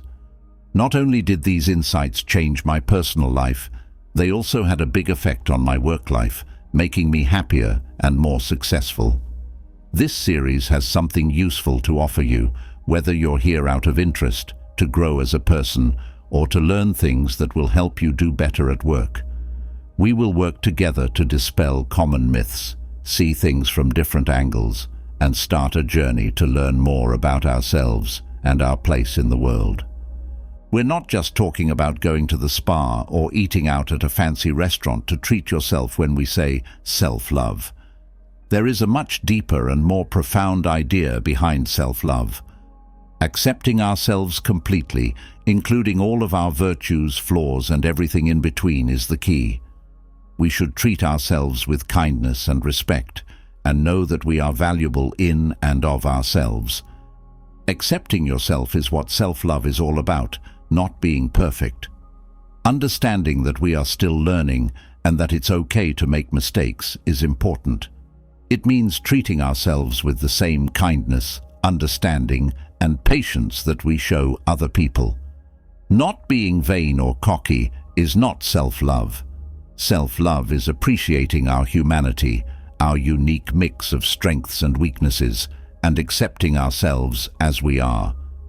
When we love ourselves, we also take care of our physical, mental, and emotional health. Setting limits, pursuing our interests, and putting our needs first are all important components of self-care. Taking care of our bodies, minds, and souls is what it's all about. So what does this have to do with being selfish? Finally, we'll talk about the word selfishness, which usually has a bad meaning. It's usually used to describe someone who puts their own needs and wants ahead of those of others, even if it means hurting others or ignoring their needs. But, as with many ideas, this story has more than one side. We're not talking about this harmful, careless behavior when we talk about selfishness in this context. We're talking about a better, healthier kind of selfishness that involves stating our needs and making choices that are good for us, even if they don't always fit with what other people want. This kind of selfishness lets us say no when we're too busy, follow our dreams even if they go against social norms, and put ourselves first even if it seems like a luxury. Respecting other people's needs while also knowing that our own needs are important is this kind of selfishness. There is a close connection between self-love and selfishness, even though it may seem complicated. You see, we have to be a little selfish if we want to really love ourselves. We need to be ready to put our own needs first, set limits, and make decisions that are good for our health and happiness. To be constructively selfish, we must first see how valuable we are, which means we must love ourselves. You can love yourself and be selfish at the same time. These two things go hand in hand and are both important for our personal growth and health. We can move through life with resilience, assurance, and inner peace, thanks to this dynamic interaction between self-love and selfishness. But how did those ideas come about? How have they changed over time, and how do they fit into the big picture of psychological and philosophical thought? This video will go into these and other questions in depth, looking at them from the interesting points of view of different philosophers and psychologists, and finding the deep insights they offer. Remember that the point is not to promote self-centeredness in the bad sense, where people don't care about others and hurt them. Instead, we want to show you how to get a healthy, balanced sense of self, where you can stand up for what you need, know how valuable you are, and still care about and respect the people around you. To date, we've talked about the basics of self-love and healthy selfishness. These are two ideas that are deeply connected and play key roles in our mental health, personal growth, and overall well-being. Neuroscience, psychology, and human behavior are all relevant to our understanding of why self-love is essential to mental health. Researchers and psychologists have known for a long time that how we see ourselves has a direct effect on our mental health. Think of our minds as gardens. So, a garden that is full of love, happiness, and care should do well, right? Like this, our minds can grow when they are filled with self-love. When we love ourselves, we naturally protect ourselves from the poisons of self-doubt, self-criticism, and negative self-talk. These poisons can destroy our mental garden and cause anxiety, depression, and other mental health problems. We acknowledge our own feelings and experiences when we practice self-love. We convey to ourselves that our feelings are valid and significant. This validation can stop people from repressing their emotions, which is often a sign of mental illness. The ability to face life's challenges head-on is another benefit of self-love.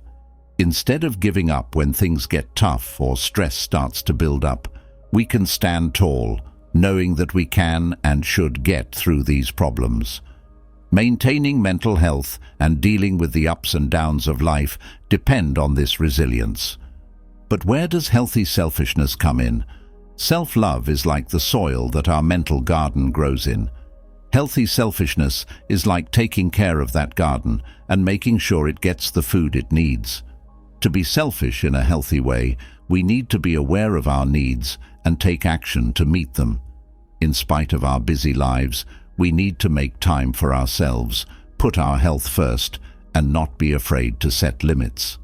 By helping us better understand ourselves, develop our skills, and pursue our interests, this action of prioritizing our needs fosters personal growth. Also, being healthy selfish teaches us how important it is to say no, overcommit, try to please others, and go beyond what we're capable of. As a result of falling into these traps, many of us hurt our own mental and emotional health. Being healthy and selfish means learning to say no to things that drain us. This is an important step in growing as a person. Healthy selfishness and self-love work together to make a powerful force that helps us live a balanced, happy, and full life. They help us keep our minds in balance, develop as people, and go through life with self-assurance and resilience. We create a mental garden in our minds by loving ourselves, which fosters resilience, self-esteem, and positive thoughts. We take good care of this garden by being selfish and giving it the love, attention, and food it needs to grow. These ideas work together to help us live a life that is stable and free from the winds of outside approval or validation. A life that is based on self-love and appreciation. Then we can find a balance and meet our own needs while also caring about the needs of others. As we go along, we'll keep digging deeper into these ideas to find the wisdom that lies within them. We'll do this with the help of the deep insights of philosophers and psychologists whose teachings have shown us the way to healthy selfishness and self-love. We will not only learn about ideas, but also gain useful knowledge that can change our lives. So let's go down this path with an open mind and a desire to learn. Our first stop is Carl Rogers, a famous and important psychologist. Rogers' ideas have left an indelible mark on the field of humanistic psychology. He is known as one of its founders. Learn about his view on self-love by going into his world. The 1902-born Carl Rogers was a leader in his field. His focus on self-actualization and the unique experiences of each person changed the way people thought about psychoanalysis and behaviorism at the time.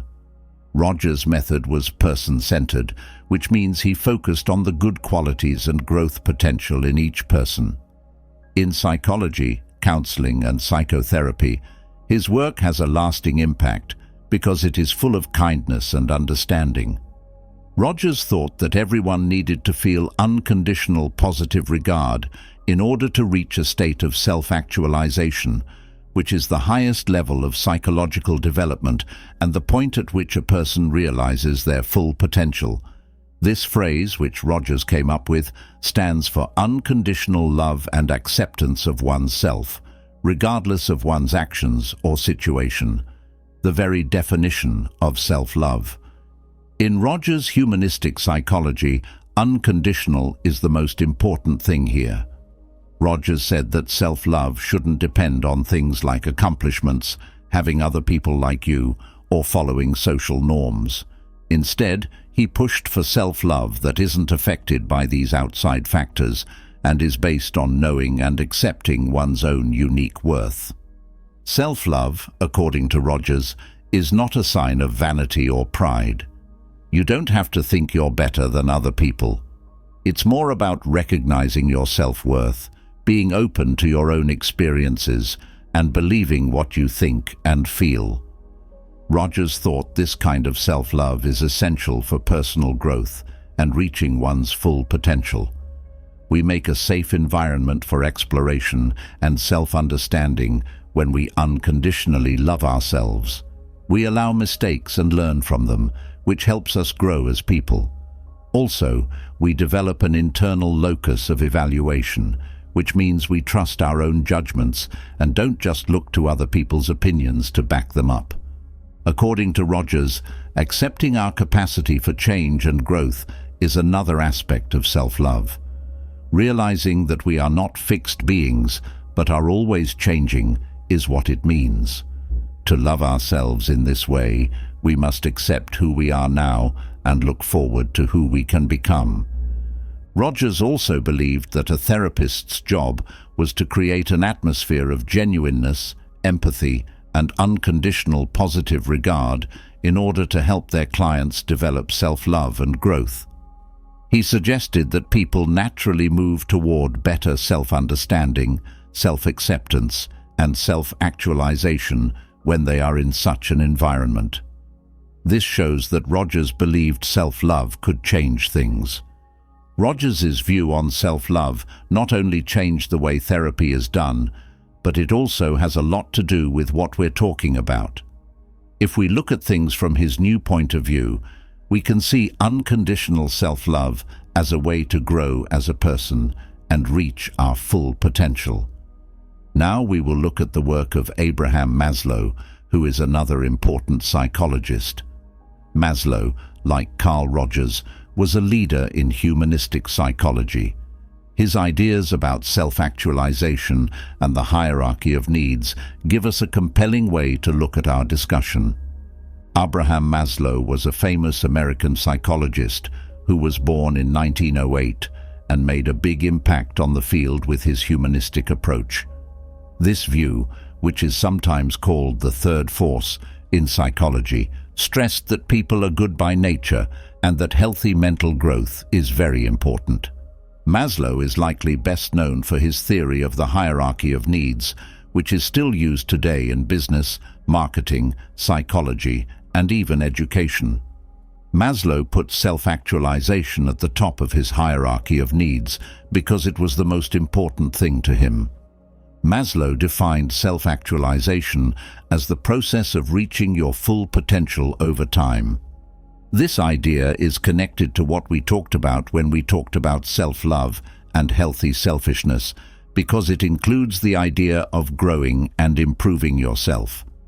With physiological needs like food and water at the base and self-actualization at the top, Maslow's hierarchy of needs resembles a pyramid.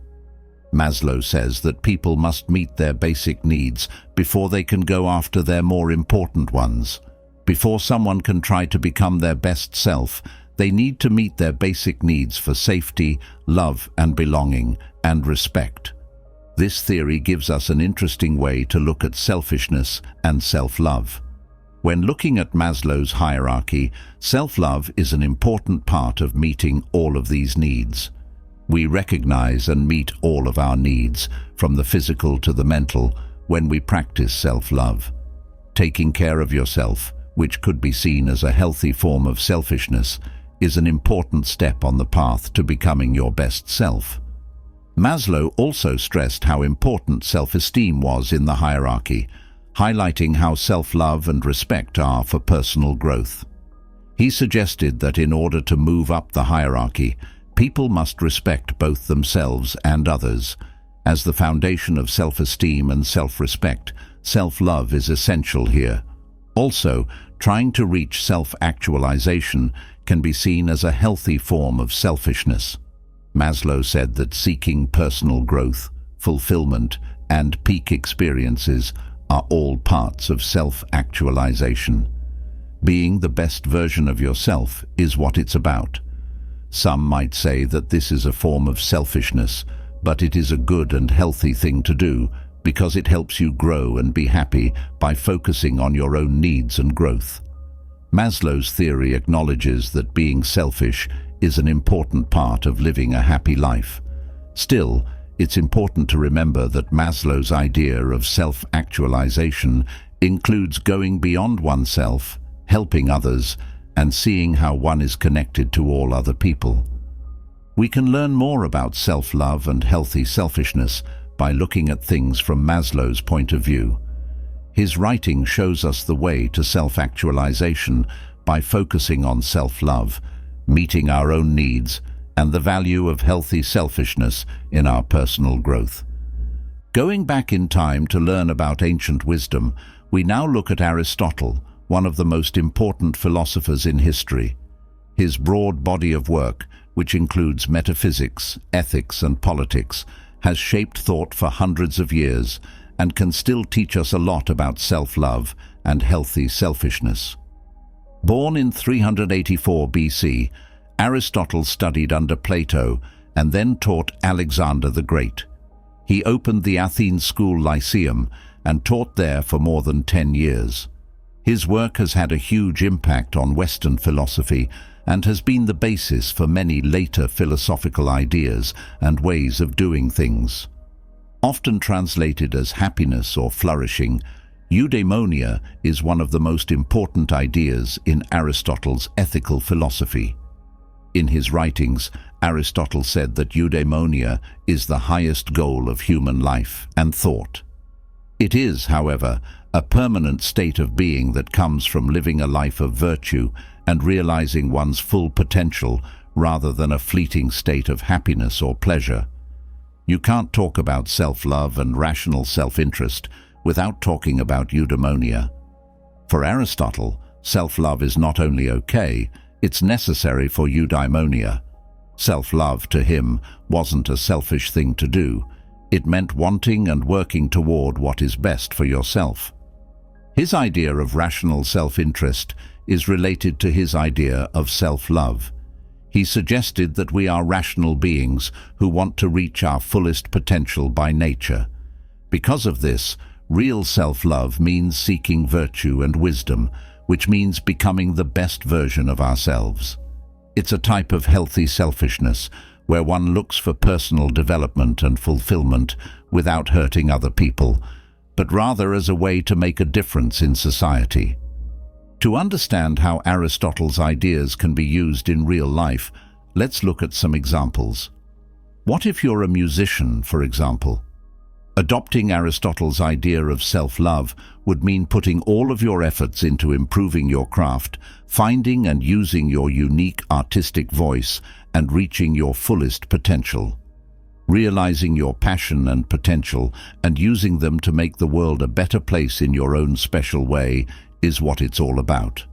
Or picture yourself in a situation where you have to choose between a high-paying job that doesn't bring you joy and a lower-paying job that does.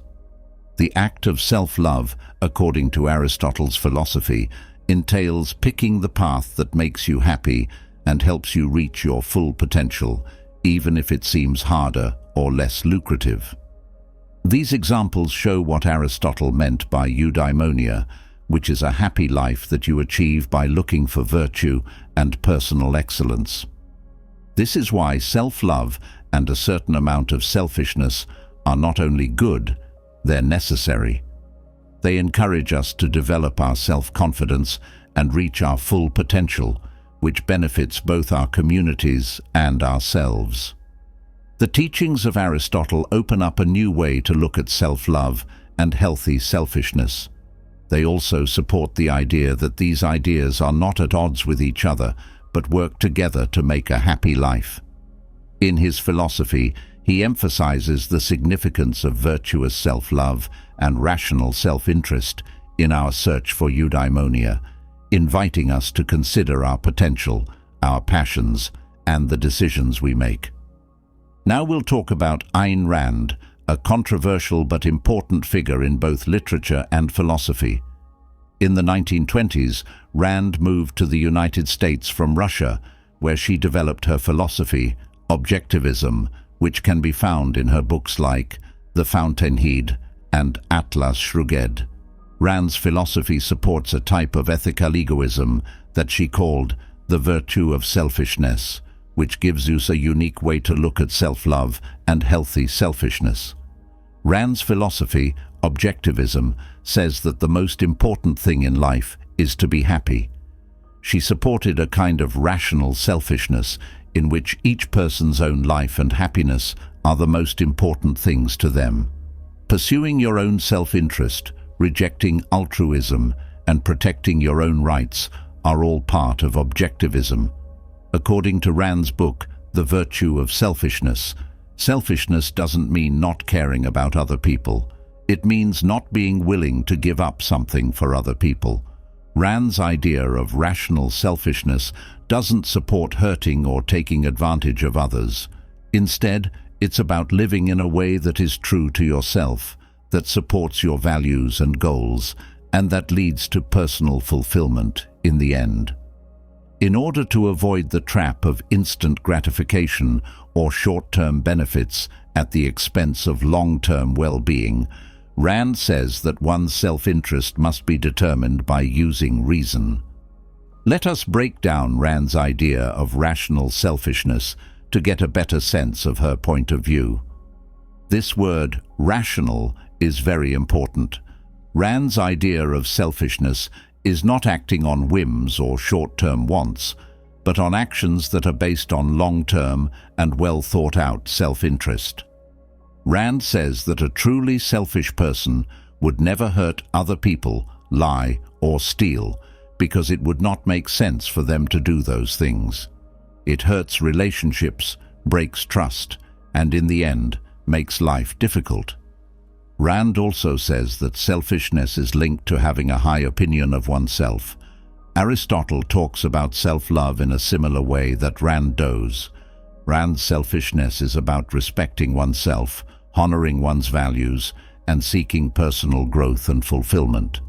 Rand says that this kind of logical selfishness is necessary for a society to be fair. People can live in a society where cooperation and mutual respect are valued if everyone is focused on their own rational self-interest and respects the equal rights of others to do the same. Rand said that a world where everyone exhibits rational selfishness is one where people are free, happy, and respectful of each other's rights. When we talk about self-love and healthy selfishness, Ayn Rand gives us a thought-provoking point of view. We need to rethink what we think about selfishness and its role in our lives because of her support for rational selfishness. For us, it's a stark reminder of how important it is to live in line with our values and self-interest, and to understand the fundamental role this plays in our overall health and happiness. There's no denying the importance of acknowledging and accepting our self-interest, even if some people think her philosophy is too extreme or that it's a call to egocentrism without compassion. By doing this, we not only improve our own happiness, but we also make society more honest, open, and, in the end, peaceful. Now our philosophical journey takes us to the peaceful world of Stoicism, where we meet Epictetus, a famous thinker from this school of thought. Born around 55 AD as a slave, Epictetus was born in Phrygia and went on to become one of the most important Stoic philosophers, even though he had a hard childhood. His lessons have been useful for hundreds of years and are still useful today. Stoicism is a philosophy that holds that virtue, wisdom, and morality are the keys to happiness. Even though we can't change what happens to us, we can change how we react to it. Accepting fate and circumstances calmly is important in Stoic philosophy, which says we should focus on getting better through reason, self-discipline, and virtue. As a famous Stoic philosopher, Epictetus is best known for his ideas on inner freedom and self-control. Many of his writings, like Discourses and Enchiridion, go into great detail about these ideas. Epictetus said that we need to know the difference between what we can control, like our thoughts, feelings, and actions, and what we can't, like outside events, other people's actions, or their opinions. His philosophy and Stoic thought as a whole are based on this understanding. According to Epictetus, self-control is more than just resisting urges or acting without thinking. It also means controlling how we feel and react to things that happen around us. It's about realizing that what happens to us doesn't affect our inner state or peace. What matters is how we choose to react, as it encourages us to take care of our mental and emotional health and maintain our inner peace. This viewpoint is strongly in line with self-love. The importance of self-care is emphasized by Stoicism, which emphasizes the need to maintain composure, emotional resilience, and moral uprightness. As opposed to what most people think, self-care and Stoicism are not just about treating yourself or relaxing physically. They are also about keeping your mind, body, and soul in balance through practices like meditation, reflection, and physical health. It also entails developing our reason, controlling our emotions, and cultivating virtue, all of which are intrinsically connected to self-love and rational self-interest. Epictetus's teachings and Stoic philosophy have a lot in common with the ideas of self-love and rational self-interest. All forms of self-love and self-interest should be prioritized, along with rational thinking and moral virtues. But maybe the most important thing they have in common is the idea of inner freedom and self-control. Respecting ourselves, being aware of ourselves, and being responsible for our emotional health are all important parts of self-love and rational self-interest. This practice makes these points clear.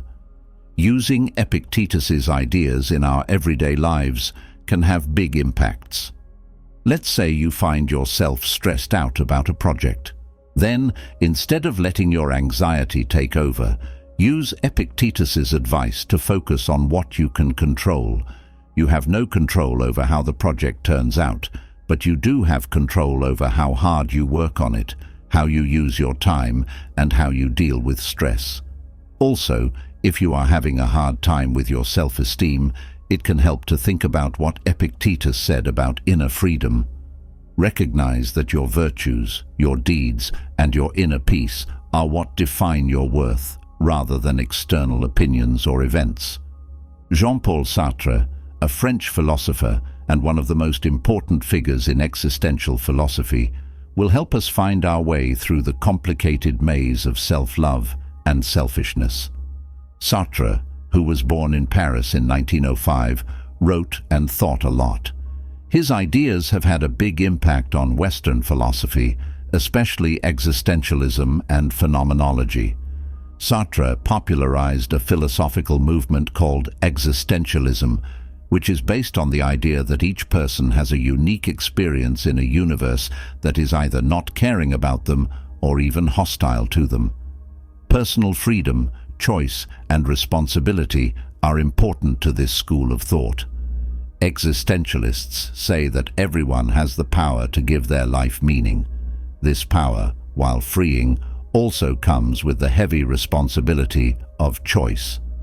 A famous idea in Sartre's philosophy is that existence precedes essence, which means that as people, we exist first, and then it is up to each of us to shape our essence or nature. Sartre's idea of authenticity is living in a way that is true to yourself, regardless of what other people think or expect of you. Sartre believed that authenticity entails accepting this existential freedom and bearing full responsibility for our deeds, decisions, and the results. We have to accept that we are in charge of our own lives and not put the blame on other people or outside events. It's interesting how authenticity, self-love, and selfishness are all linked. Self-love and healthy selfishness are linked to Sartre's idea of authenticity because it requires us to be true to ourselves and put our beliefs and values first. Realizing what we want, owning the decisions we make, and living in line with who we really are all parts of it. That means loving yourself enough to live in a way that is true to who you are, even if that means going against what other people think is right. Sartre's authenticity, on the other hand, isn't about navel-gazing selfishness. It's about freedom and responsibility. That's not an excuse to ignore other people or avoid doing what's right. Instead, it's a call to be honest about our freedom and the choices it gives us. This is a small but important difference from selfishness. While authenticity necessitates acknowledging and acting on our desires, it does not entail stepping on other people to obtain our goals. In real life, you can use Sartre's idea of authenticity by thinking about your relationships with other people. Being authentic means being open and honest about your needs and feelings, even if they're different from what your partner, friend, or family wants. Giving your true self a voice takes courage, and you shouldn't give up your values or integrity to please other people. Or, in a professional setting, living authentically could mean picking a career path that makes you happy instead of one that is popular or pays well. It means being aware of your desires and passions and making decisions that are in line with them. The idea of authenticity in Sartre's work is a fascinating way to look at self-love and healthy selfishness. We should enjoy our freedom, be responsible for our lives, and be brave enough to live honestly, according to his existential philosophy. This helps us learn more about self-love and selfishness. We now continue our philosophical journey by going east and finding shelter under the Buddhist Bodhi tree.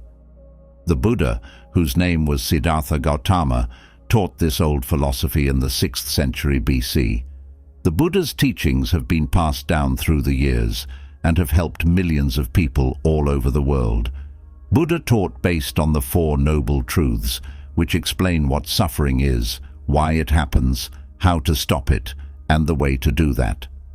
The Buddha's advice for achieving nirvana, a state of perfect peace and enlightenment, is to follow this path, also known as the Noble Eightfold Path, in order to free oneself from suffering.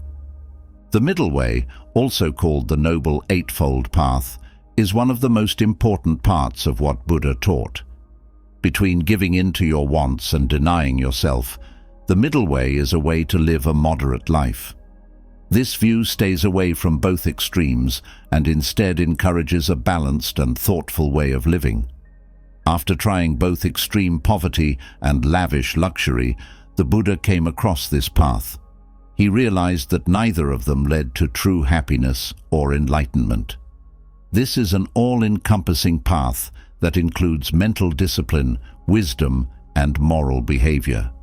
Right intention, right speech, right action, right livelihood, right effort, right mindfulness, and right concentration are the things that make up this practice.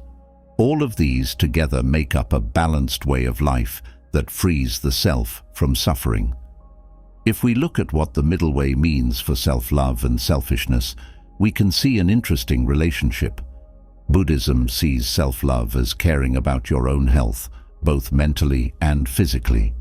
Promoting good mental states and reducing bad ones are part of it. Taking care of yourself without going too far into narcissism or self-neglect is a part of self-love, which fits well with the middle way.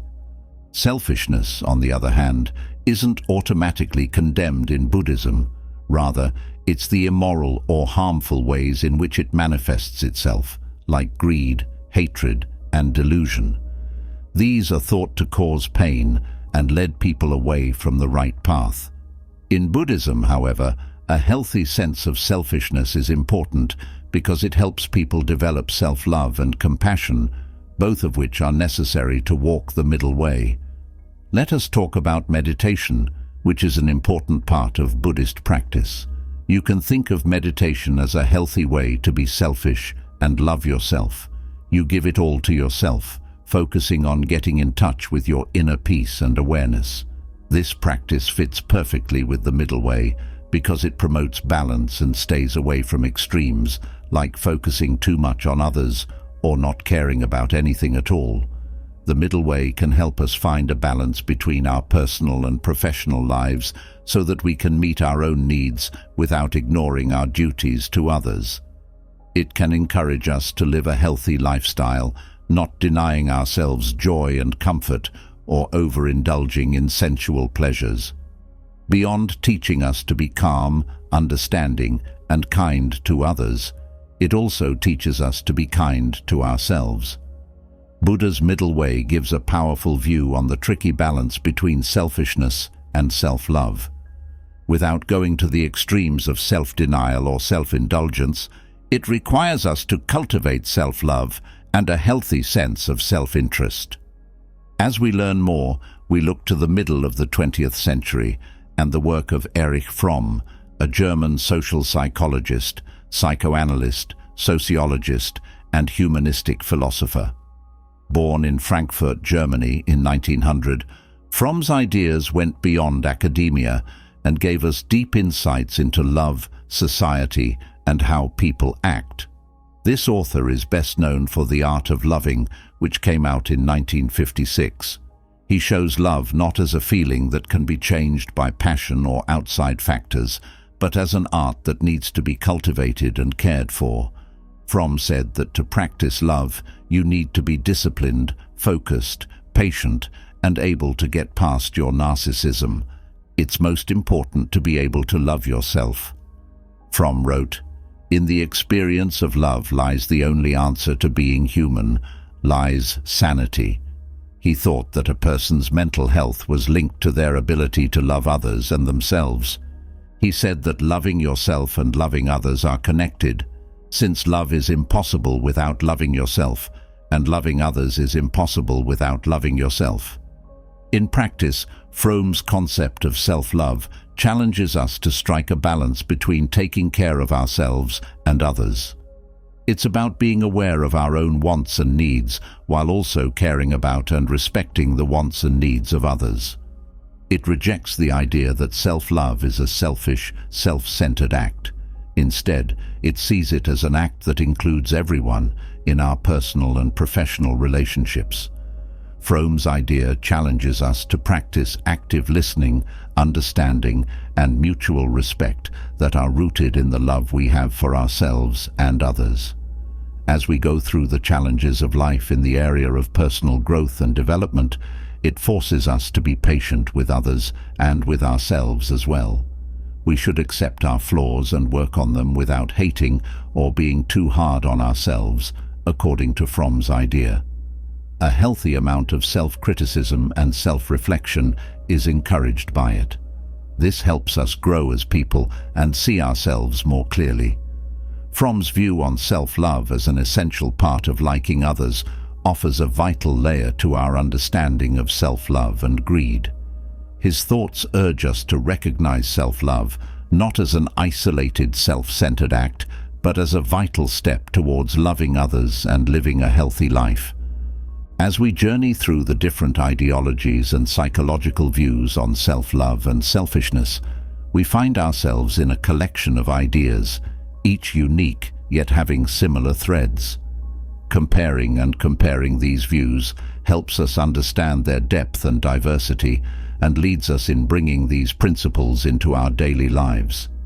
Starting with Carl Rogers, we saw that self-love is closely tied to the idea of self-actualization. A good view of oneself allows one to discover their potentials and powers fully. The idea of self-actualization resurfaces in Abraham Maslow's hierarchy of needs, stressing self-love as a crucial element in achieving our greatest potential. Aristotle's eudaimonia echoes similar feelings with the quest of happiness through self-realization and the success of personal greatness. On the other hand, Ayn Rand's objectivism presents the idea of reasonable greed, saying that following one's self-interest when done sensibly is the greatest moral purpose. This differs with the Stoic viewpoint portrayed by Epictetus, which calls for self-control and inner freedom, wanting calm and virtue rather than instant self-gratification. Jean-Paul Sartre's existentialist viewpoint throws us into the quest of authenticity, suggesting that self-love is about accepting our freedom and taking responsibility for our actions. Meanwhile, Buddha's middle way teaches us to travel between the extremes of self-denial and self-indulgence, stressing the need for a measured approach to self-love and greed.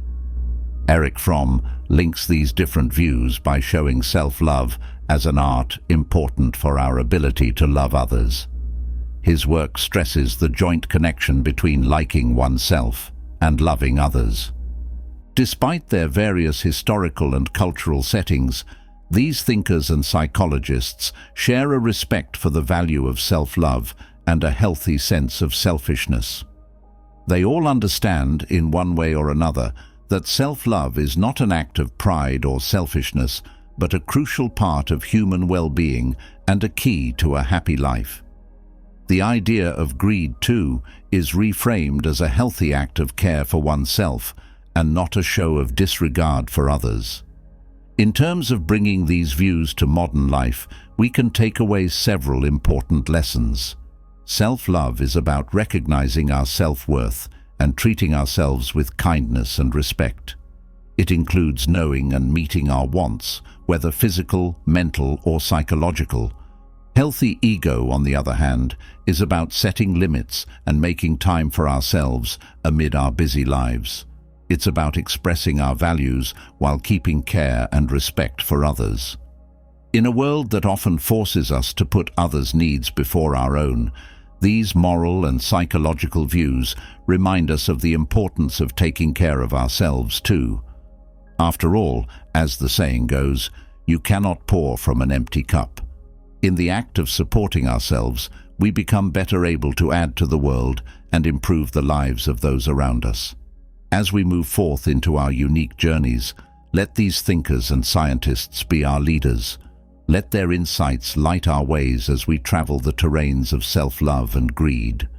As we strive to create a balance that supports personal development and adds to a good life. As you journey forth, hold on to the insight that self-love and measured selfishness are not hurdles to our growth, but drivers for it. They form the backdrop of a life that's not just good, but important, satisfying, and truly our own. Marcus Aurelius, who was once the most powerful person in the known world, tried to live a good life in line with Stoic philosophy. Unlike many other Roman kings, he didn't enjoy the many joys that were at his disposal. For example, he didn't drink too much wine or watch cruel events at the Colosseum. Marcus Aurelius was driven by his desire to carry out the task that fortune had given him, which was to help people. As a result, he was deeply dedicated to achieving his goal, but he knew that in order to do that, he had to lessen his worry for things that weren't important or wise. Also, it's important to remember that these kinds of things were easy to find. Epictetus and Caridian make the difference between things we control and things we don't control very clear. This is one of the most important ideas in Stoicism. A lot of things that happen outside of our control are not our fault. Should we give up the world because of that? Not all the time. But Stoics think that we should be honest about how little power we have over these things, and that if we don't, we're just adding extra stress to our lives. When things in our lives get hard, it's often because we're focusing on things we can't change. By doing this, we unintentionally give these things the power to control and influence us like puppeteers. In a strange way, we blame these puppeteers for pulling our strings, but we don't see that we gave them the power to do so. By taking our emotions out of these things, though, we detach ourselves from their power over us and give ourselves the peace to stay calm. Marcus Aurelius found that not worrying about things he couldn't change helped him handle the many duties and difficulties he faced as ruler and keep his mind on the job he thought the gods had given him. He thought it meant freedom. For some, focusing on goals that matter could be helped by not being affected by outside forces or some of them. For some, it might just be a way to live a happy, carefree life. What should we stop doing when things in our lives hurt? How do we do it? That's the most important question. The ideas in this movie are based on Marcus Aurelius's philosophy on how to stop thinking about things that aren't important. In Meditations, Marcus Aurelius talks about the present, the past, and the future many times. We care too much about them, in the wrong ways, or about the wrong things. The Roman emperor has wise things to say about all of these things. This article is broken up into these sections to make it easier to read and organize, starting with the future. Seneca said it very well. We often feel more pain in our imaginations than in the real thing that is happening to us. Indeed, this statement supports the idea that our thoughts are what cause our pain. When we think about what might happen in the future, our imaginations often run wild, making up a huge number of possible scenarios, most of which are not likely to come true. We are excitedly thinking about how to deal with these possible results, but we are also shaking with fear because we don't know how the future will turn out in the end. There are times when what we expect happens, and there are other times when luck surprises us with things we couldn't have imagined.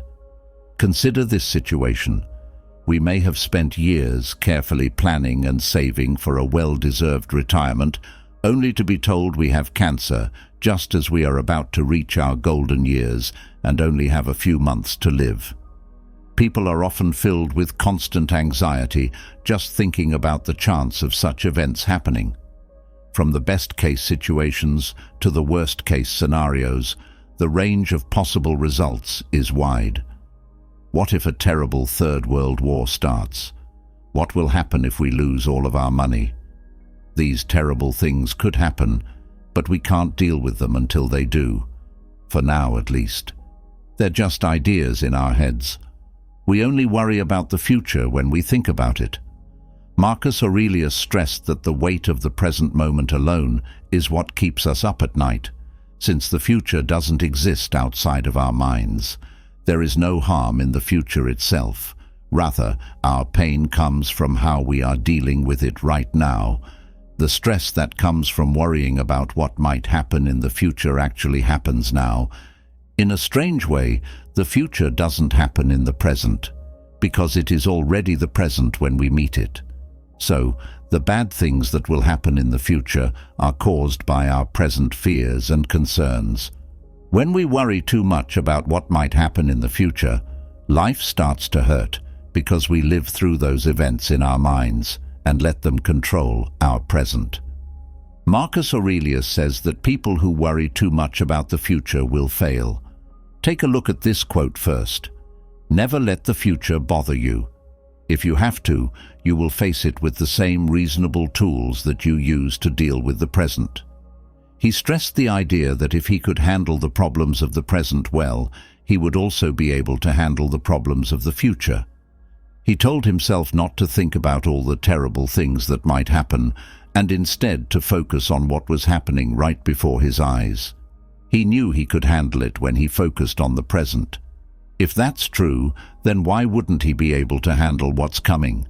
This way of thinking is like the idea of amor fati, or the love of fate, but with faith that we can get through it. What was there before? Marcus Aurelius reminded himself of how quickly life goes by and how it all fades away into the infinite, which we can't reach. The past and the future are both places we can't go or do things. If we don't come up with a time machine, we can't put things back the way they were. Marcus Aurelius clearly stated, "Remember that man lives only in the present, in this fleeting instant. All the rest of his life is either past and gone or not yet revealed." Because of this, man's life is short, and the place where he lives is small. Even though our lives are very limited and only happen in the present, we often spend too much time thinking about the future and the past, which are not part of our lives and can't be touched. Marcus Aurelius said that the past doesn't mean anything and doesn't care about the present. A lot of things that happened in the past still affect us today, and we can learn from them. We just can't work with the past because it's out of our reach. Also, our memories of the past are often jumbled, and there aren't many ways to be sure of what really happened. We count on memories from our own points of view, as well as other people's points of view about ourselves or others. To sum up, The past is not only out of reach, but also likely not what we remember it to be. We still feel strongly about things that happened in the past, and we often think about them over and over again, remembering how painful they were at the time. People sometimes think that thinking about the past can help us change it, but this is just a fantasy. The past is something that can't be brought back. It's gone beyond our grasp. Only our control over our thoughts about something that has been washed away and will never come back is left to us. It's common for people to say things like, "I wish I could have handled that differently," but such hopes are based on things that can't be achieved. These thoughts only make you want things that you can never get. They don't help you in any way. Marcus Aurelius didn't think about the events that happened in the past. Instead, he thought about how he felt about them. It's impossible to change the past, and it's also likely that we couldn't stop things from happening now. But we have the power to change how we react to these things. At first, we might think that the past was bad. It's possible that we had hard childhoods, lost friends, or had business projects fail. Marcus Aurelius, on the other hand, says that it doesn't matter what these events are. How we deal with them is what matters. He told us, "It's unfortunate that this has happened. No, I think it's a good thing that this happened because it has kept me from being hurt by the present or scared of the future." Someone could have been hurt by it, but not everyone could have been hurt. Why think of the first one as bad luck and the second one as good luck? Can you really call something a misfortune if it doesn't go against how people normally act? Or do you believe that something that doesn't go against nature's will can? You know what it wants, though. What happened? Does it stop you from being fair, generous, self-controlled, sane, prudent, honest, humble, direct, and all the other traits that let a person's nature shine through? It's interesting that Marcus Aurelius didn't totally ignore how important the past was. Instead, he saw that it could be useful as a way to learn.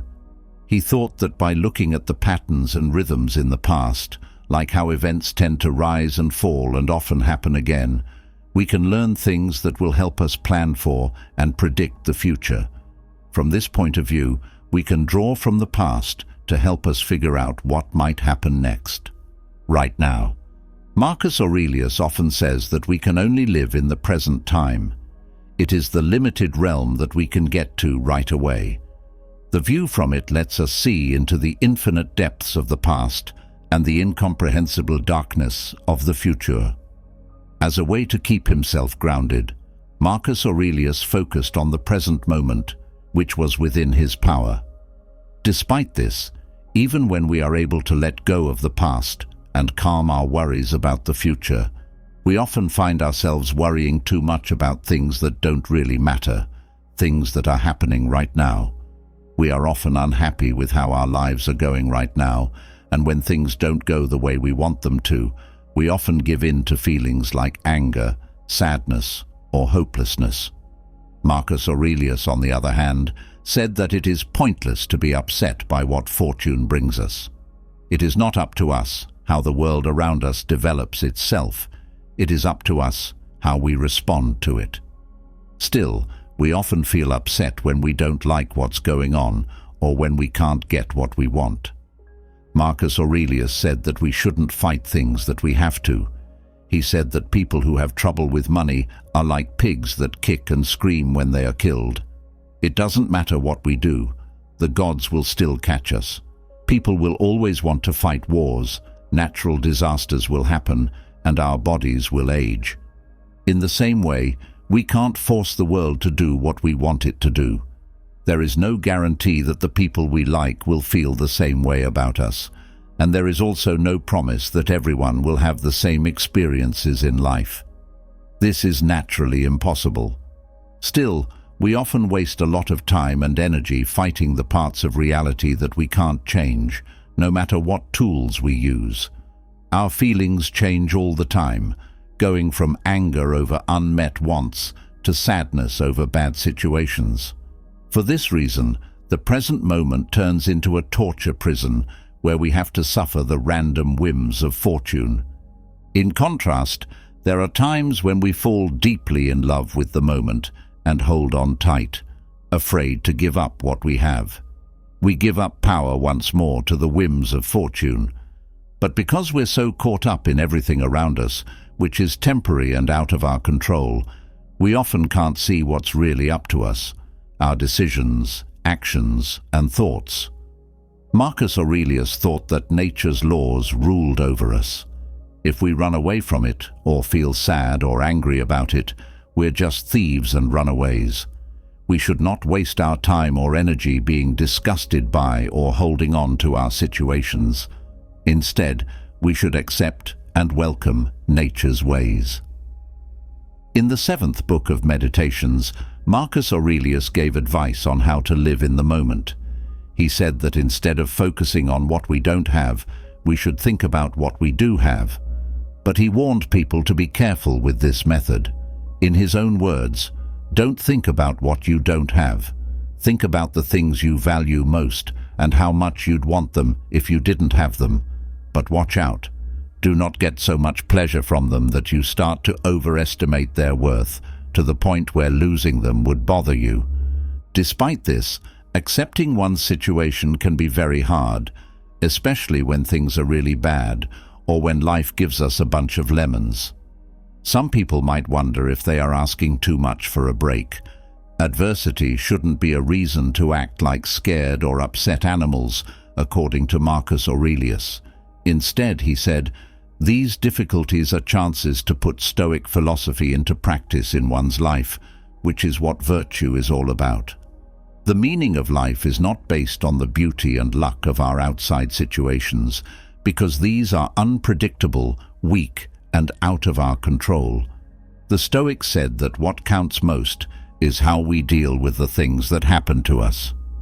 Marcus Aurelius thought that this should be our main worry, because to me the present is a chance for the exercise of rational virtue, civic virtue, in short, the art that men share with gods, said Marcus Aurelius. Whatever happens, they both see it as holy and normal, nothing new or hard to deal with, just something they've seen before and can handle easily. We don't talk about or directly acknowledge our relative power positions, and it makes us nervous when other people brag about being higher up in the social hierarchy. Because we are a very complicated species, our social orders are naturally based on things like position, wealth, rank, knowledge, experience, fame, and choosing a mate. We rate and are judged by others all the time, whether we like it or not. This affects how close we are to them. It's a natural part of being social beings who want to stay alive and get ahead. This part is now meant to teach you how to be dominant or alpha, since real power usually comes from a person becoming more mature and skilled over time as they navigate, gain, and experience life. This section is meant to help you in social situations by finding or recognizing someone who is subconsciously seen as the leader of a group or in charge of a situation. This person could be you if you notice these traits in yourself and those around you. The idea is that people who are in a higher social place and really have power send non-verbal cues to others and the other way around.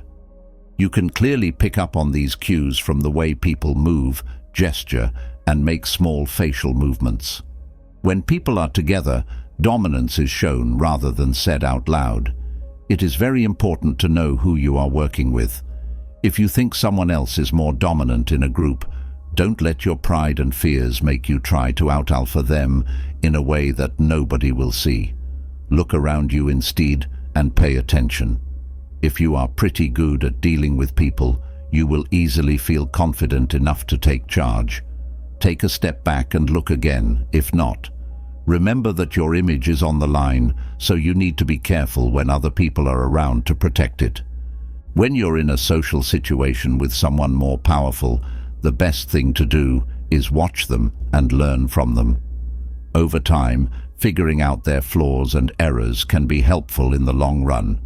Now, I separated the 7 best signs of social power based on a lot of observations I made of people who were seen as leaders in a group. There may be some clear signs and others that are less clear. Pay close attention to what's coming up. It will certainly change your life in a big way. Let's leave. 1. When they talk, people quickly turn their heads towards them and fix their eyes on them. Then they stop talking and listen carefully. Superior people are both admired and feared because they are naturally scary, because they are so good at many things. This makes other people feel like they need to pay full attention to them, either to avoid being called out or to avoid doing things that will make them angry. No matter if someone is truly interested or not, they still get full attention. 2. They speak in a lower voice and don't go into too much detail or defend their points. It's possible for a high-pitched voice to show joy and enthusiasm or fear and anxiety. People who are dominant always have people's attention. They don't have to work hard to be heard. As was already said, people listen carefully when they talk. Because they don't go into too much detail to make their point, they don't have to use a lot of words to make their point. This is because people who do that often aren't honest or confident in what they say. 3. Dominant people rarely question their choices and quietly stick with them. They are very good at getting people to agree with them or get over their fears. It's in their power to take things that are hard to understand and make them easy to understand and calm. Many of us make choices based on our feelings, either because we want the best outcome or are afraid of what might go wrong. However, dominant people don't care about these kinds of issues. They want to make a choice that makes the most sense and gives them the most money. They know how to take advantage of our lack of consistency by making our fears stronger while downplaying the benefits of our choice. 4. This is a great one. Their personalities, hobbies, and points of view make them useful all the time. This is probably the one most of you guys don't know, but it's also likely the most important one when it comes to real powerful people. The way they keep their confidence and sense of being better than others, even when other people criticize them, is easy to see but hard to understand. Their authenticity and devil-may-care attitude toward themselves and the things they do in their lives never completely hurts or excludes them from meeting their basic needs and earning a living. No matter what other people think, because whether people love them or hate them, they are still needed because they are skilled or creative in areas that are in high demand. 5. They take up more room and stay away from other people. This is something that many of you might not know or notice. As we already said, people who feel like they are better than others need to be in charge and in charge of others, almost like it's a natural need.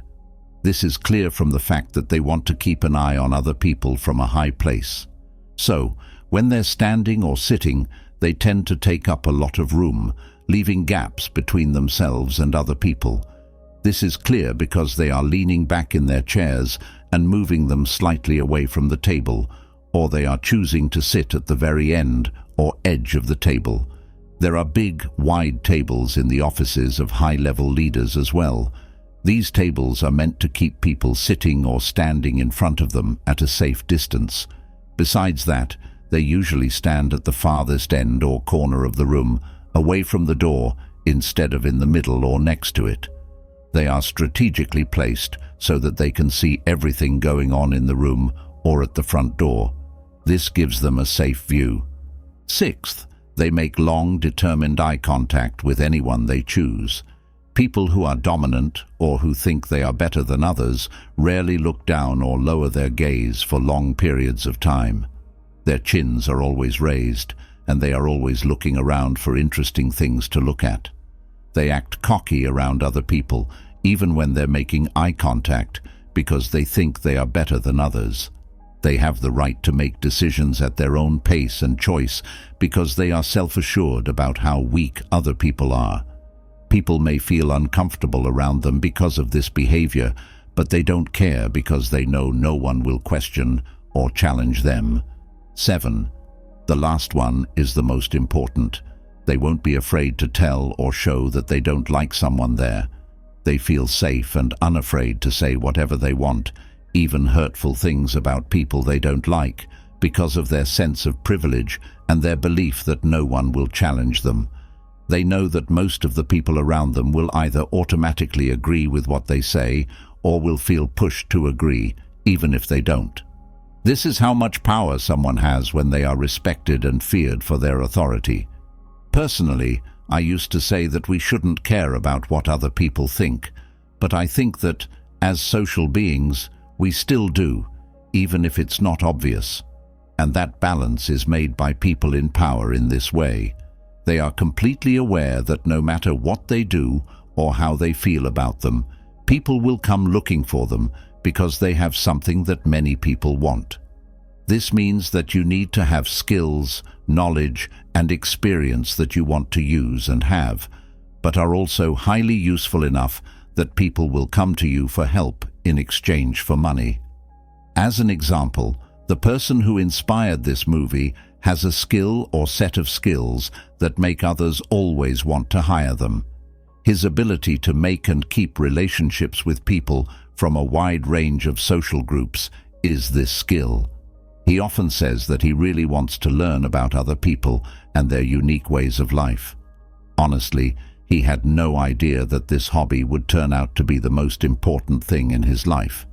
We've all heard the saying, "Your network is your net worth," and this person's life clearly shows what it means. His large network of contacts includes people from a wide range of backgrounds and areas of skill, which helps him make a lot of business deals and get paid a lot of money for them. This not only gives him more contacts, but it also gives him a lot of new possibilities. People always depend on others, especially when they are in business and need to get publicity. Reach out to new people, get advice, do marketing, finance, logistics, be faithful, or be left out. In the end, these same people will always go to him when they need important help or favors, no matter how much they dislike his attitude, views, or outlook. Because of this, it is very important that the things you do or are excited about are highly valued and sought after so that people will keep looking for you. Your real value is determined by the market, not by your own subjective opinion or individual assessment, as I've previously stated. Stoicism, an old philosophy that emphasizes emotional restraint and mental toughness, also has many other kinds of interesting lessons to teach. I'm going to talk about 15 lessons from Stoics that will help you live a better life and make the life you want to live. First, get up early and set goals for the day. As a conservative, getting up early to start the day with purpose and meaning is a great way to improve your life. A lot of people either sleep in late or waste time in the morning before they fully awaken. But the Stoics knew how important it was to make the most of the morning. Getting up early gives us extra time to get our minds ready for the day. To base ourselves in knowledge and thanks, we can use the quiet hours of the morning to think, meditate, or do other spiritual practices. Being aware at the start of the day makes you less reactive later on. Also, getting up with the sun lets us finish important things and reach our goals before the day gets too busy. There aren't many things to distract you in the morning, so it's a great time to work on artistic projects, exercise, learn, or make plans. If we use this time to get things done, we won't feel rushed later when we get up late and waste the morning looking through our phones or jumping right into busy work. We miss a chance to give the day some direction. The Stoics knew that what we do in the morning has a big effect on the rest of the day. Setting goals for self-improvement in the morning helps us live each day to the best. So put in the extra work to get up early and start your day quietly, but with a plan. Allow the first hours to move toward good goals. Every day, this small habit in the morning will help you focus, get things done, and stay on track. Every morning is a chance to live a smart life. Second, read all the time to learn new things and improve the ones you already know. Since the Stoics stress how important it is to keep learning, even after school is over, most people stop actively learning. The Stoics knew that constant reading is essential for ongoing growth. We learn about new things, get new thoughts, and change the way we think when we read a lot. We can use the information and skills we learn from non-fiction books in our personal lives, jobs, and relationships. Reading books makes us more empathetic, broadens our views of the world, and sheds light on the human condition. Being well-read also makes us more interesting people to talk to. It gives us new ideas to share instead of just old views. Reading every day keeps our minds sharp and makes us smarter over time. The Stoics read a lot of different kinds of books to help them learn deeply. Along with reading books, reading short stories, writings and songs every day is also good for the mind. It teaches us new things and gives us new ideas when we're not doing our normal things. Reading isn't like idle pleasure. It requires you to pay attention and think.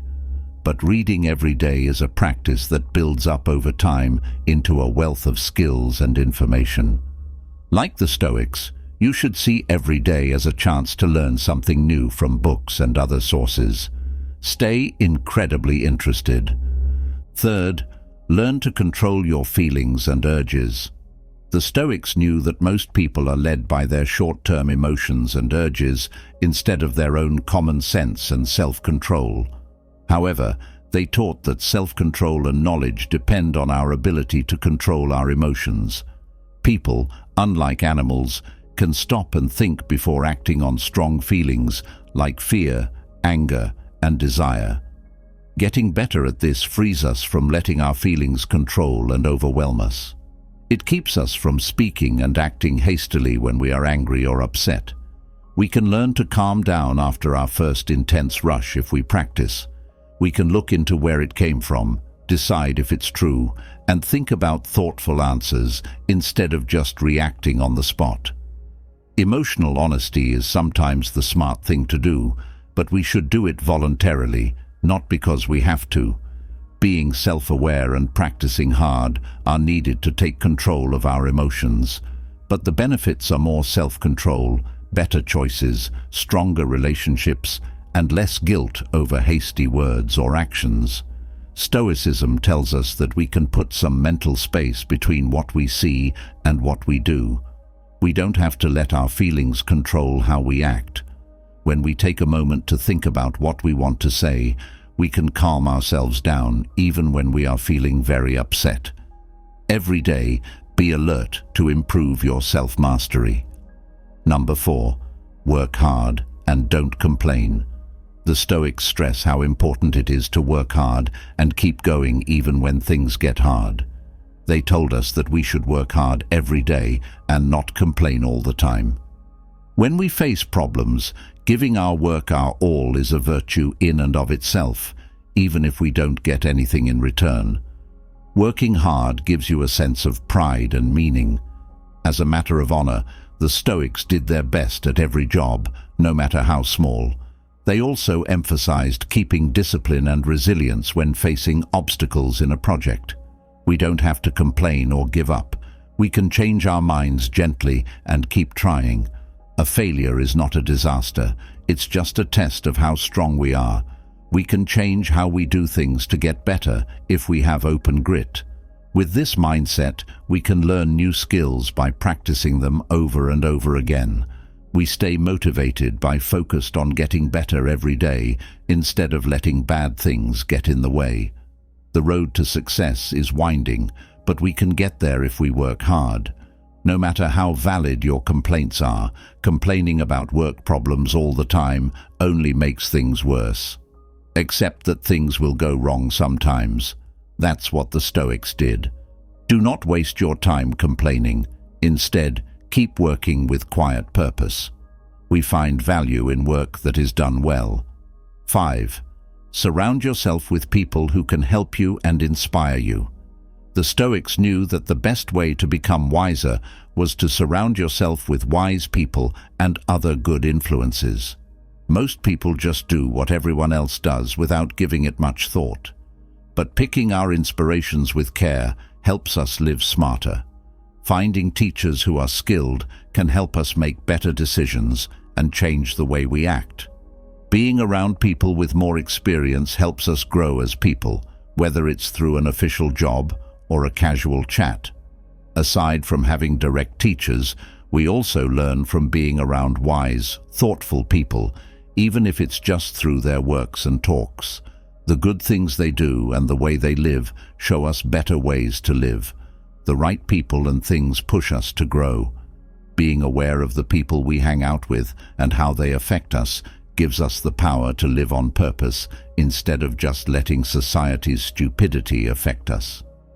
Diogenes and other Stoics chose to avoid following the crowd and instead look for wise people. To live on our own, we have to figure out our own inspirations. Pick teachers and friends who will help you grow as a person. Allow the smart people who have come before you or are with you now to show you the way so that you can shape yourself through immersion and knowledge. Step 6. Take charge of your vices instead of letting them take over. Stoics knew that bad emotions like greed, anger, and lust can quickly get out of hand and take over our lives if we don't control them. A lot of people lack self-control and discipline, but the Stoics taught that controlling our vices is an important part of living a good life. We all have natural flaws that can turn into vices if we're not careful. A hot temper, for example, can turn into intense rages that hurt relationships and identities if it's not under control. Giving in to desire slowly ruins our character. Don't do anything. It is easier to control bad habits before they become strong habits. But even bad habits that have been around for a long time can be lessened with consistent self-discipline and a conscious effort to get better. Even if progress is slow, it happens because you keep at it. Stoics say that we should use our minds and courage to control our dark side and question our instincts. Vices happen, but they don't make us who we are. We will always be able to choose how to respond.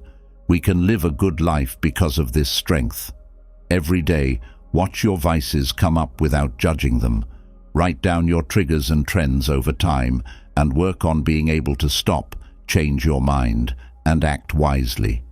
Giving up vices won't cost you anything, but it will make you more self-controlled and give you better character. 7th, save and invest while other people spend too much. The Stoics recommended living wisely within your means, even though rampant consumerism pushes financial recklessness. They knew that investing and saving money would give them long-term protection and freedom, while spending too much would not. It takes discipline to stick to a budget, avoid taking on unnecessary debt, and skip today's fun activities in order to save for tomorrow. We don't have to worry about money or the stress of living from paycheck to paycheck when we live cheaply. Being careful with your money gives you peace of mind. Saving and investing a regular amount of our income builds wealth over time through compound growth. This gives us security for retirement and the freedom to change jobs or get through tough times. Reasonable saving has long-term benefits. Money itself shouldn't be the main goal, but careful finance lets us focus on living with meaning. When we take care of our money, we have more freedom to take smart chances and follow our ideals. Keeping a mindset of saving and investing is hard in a world full of tempting shopping traps, but it's smart. It should become a habit to spend money wisely and put extra money into assets. Being humble and thrifty will help you build a solid financial base. 8th, block out distractions and concentrate on what's important. The Stoics know how important it is to be able to focus even when life is full of distractions. In today's world of endless pleasure and too much knowledge, it's hard but necessary to stay focused on our real goals. It takes effort to get rid of things that aren't important or useful so that you can focus on what is. These days tools are so distracting that they can easily take over our time. The Stoics say that people should be very careful when they use media. Additionally, they support getting rid of unnecessary things and responsibilities that keep us busy with unimportant things. Taking time to think about things and reflect on them will help you avoid getting caught up in the flow of daily tasks. We make the best use of our time and energy by staying focused on our goals and values instead of always looking for something new and interesting. When we act on purpose, we get more done than when we react automatically to whatever is distracting us. Choose carefully where you put your valuable attention every day. Don't let the small things take over. Leave room in your mind to think about long-term goals. Stop modern attention splitting by living on purpose instead of out of obligation. 9. Plan for the long run, not just for now. The Stoics knew that if we want to live a smart life, we need to plan and think about the long term, not just want happiness and satisfaction right now. A lot of people only think about getting what they want right now, but the Stoics say to plan for the future. When we look at life in a big picture way, we remember that the sacrifices we make today often lead to the joys we experience tomorrow. To reach long-term goals like starting a business, getting better at something, or having a family, we might have to put off short-term pleasures. Planning for the future guides what we do today. Patience and putting off pleasure are traits that aren't highly valued these days. But planning the shape of our future keeps us from spending years wandering aimlessly or for fun. Making a smart plan for your life gives the steps you take every day value. Plans need to change sometimes, but the Stoics say to keep our eyes on the future and take small steps forward. Long-term goals of satisfying work, deep connections, and helping others should guide the decisions you make every day. Every day, do something important. 10th, work on your strategy speech. Be careful and clear with what you say. The Stoics warned people not to speak without thinking. They told people to speak slowly and clearly. Speaking more carefully greatly improves our relationships compared to people who speak out of the blue without thinking. When you speak carefully, you think about the best time, place, and way to say something. It's not necessary to say a thought just because it comes to mind. According to the Stoics, you should take a moment to think before you speak. This kind of thinking keeps a lot of hurt and confusion from happening. It lets us speak with care and grace instead of slurring words that could hurt someone or make things more confusing. We can't take back things that have already been said. We also waste time and attention when we talk too much or for no reason. When we use economy of words, we direct our talking power to useful areas. When we say less, what we do say has more weight. Sincerity and passion are good things to use in speech, but being smart about how we use words can help us avoid many problems. Watch what you say. Before you speak up, take a moment to sort out what isn't helpful or is doing more harm than good. A lot of power is in speech that is used on purpose. In the face of adversity and disaster, develop resilience. Adversity and bad luck were a part of life that the Stoics accepted as inevitable. They did, however, teach us that we can build resilience to deal with difficulties and avoid breaking under pressure. Most people are very fragile and break easily when things get hard, but Stoic resilience lets us bend and heal. With this kind of resilience, you know that hard times are a normal part of life. We can more easily access our coping skills when we anticipate adversity rather than being shocked by it. Our philosophy that bad luck is eventually out of our control gives us strength. The Stoics say that you should work out every day to become tough and calm. Small problems help us build mental and emotional strength and give us skills we can use in real emergencies. Testing helps us get better at what we do. We learn to change and get back on our feet after bad luck over time, rather than letting it define us. Every challenge turns into a chance to get smarter. We come out of this stronger and unharmed. There are 12 things you should do to take charge of your life. The Stoics taught that we should not think of ourselves as victims and should be fully responsible for the road we choose in life. These days, it's common to blame others and play the victim. The Stoics knew that this weakens our power and wastes time. There are some things outside of our control, but when we take responsibility, we focus on the things we can change, like our beliefs, goals, behavior, and point of view. Instead of complaining about how things aren't going our way, we can look at possibilities with a can-do attitude. It's not a matter of luck when we take responsibility for our actions and the results, whether they are good or bad. If we don't take charge of our lives, other people and events that are out of our control gain that power. Stoicism tells us to take back control of our lives. This project gives me courage and a sense of where I'm going.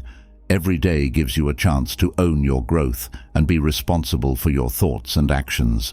Do not describe yourself by what occurs to you, but by how you react to it. Suffering takes away power, while taking responsibility gives it. Number 13. Always act in an honest way, even when no one is looking. The Stoics taught that having character means always following moral and ethical rules, not just when other people are looking. The Stoics push themselves to live out virtue even in secret, even though it's easy to give in when we don't think anyone will notice. Having high moral standards shows who we are at our core. It could mean telling the truth, making vows, being kind, or resisting temptation. The things we do are guided by our inner character, not just how others see us. Being honest gives us a clean conscience and self-respect. Knowing we did the right thing just because it was the right thing to do gives us peace of mind that nothing else can. It also makes us reliable, so other people trust us. Our strong morals don't change. Of course, we're human and may fail to live up to our standards, but regularly thinking about keeping virtue and practicing righteous action gives us the moral strength to do the right thing, even if no one is looking.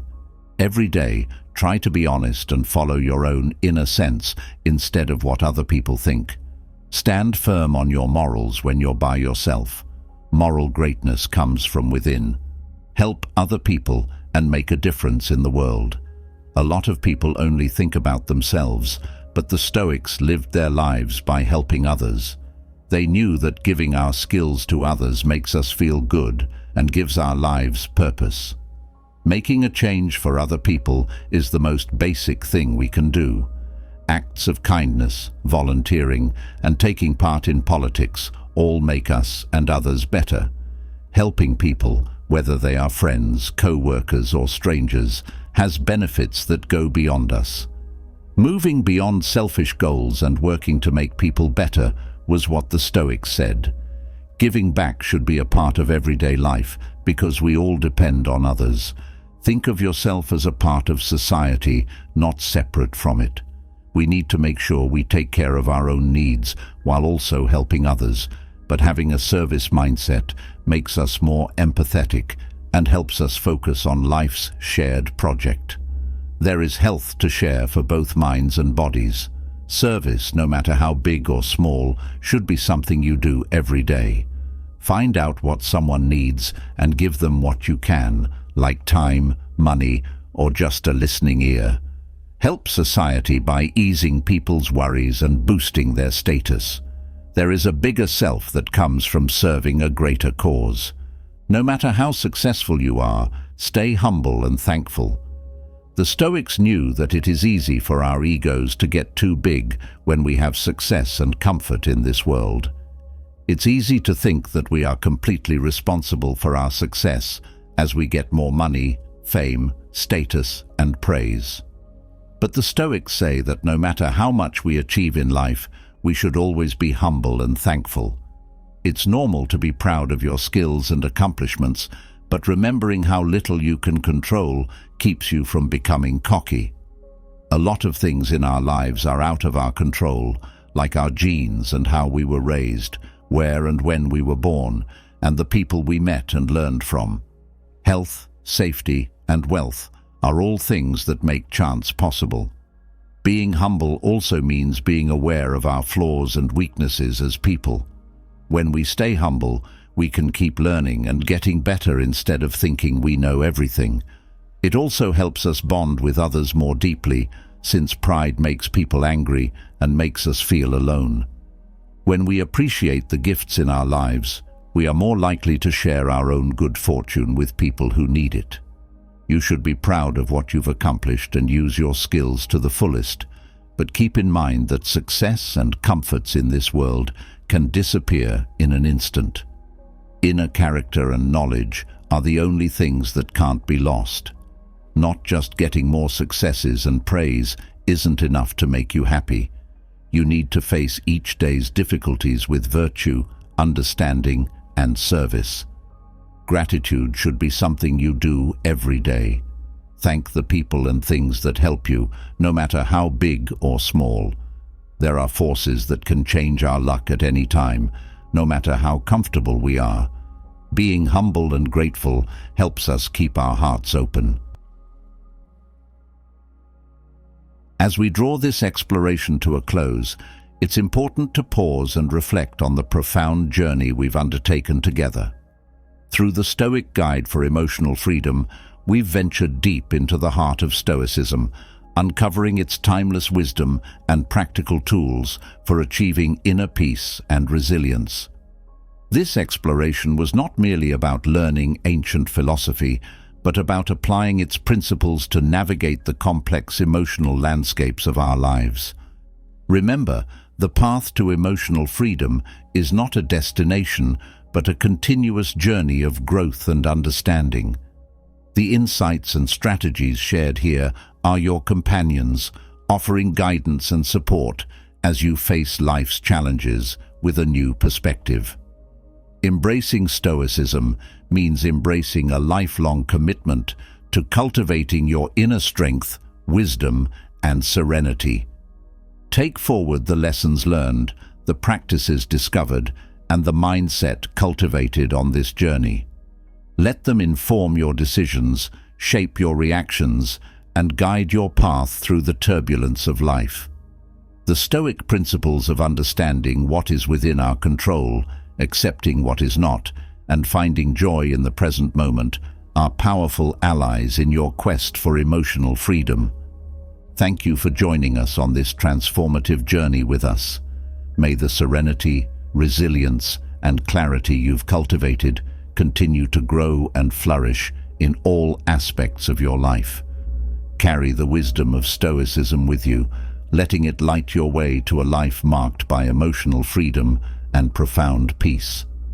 Here's to your continued journey of discovery, growth, and boundless potential.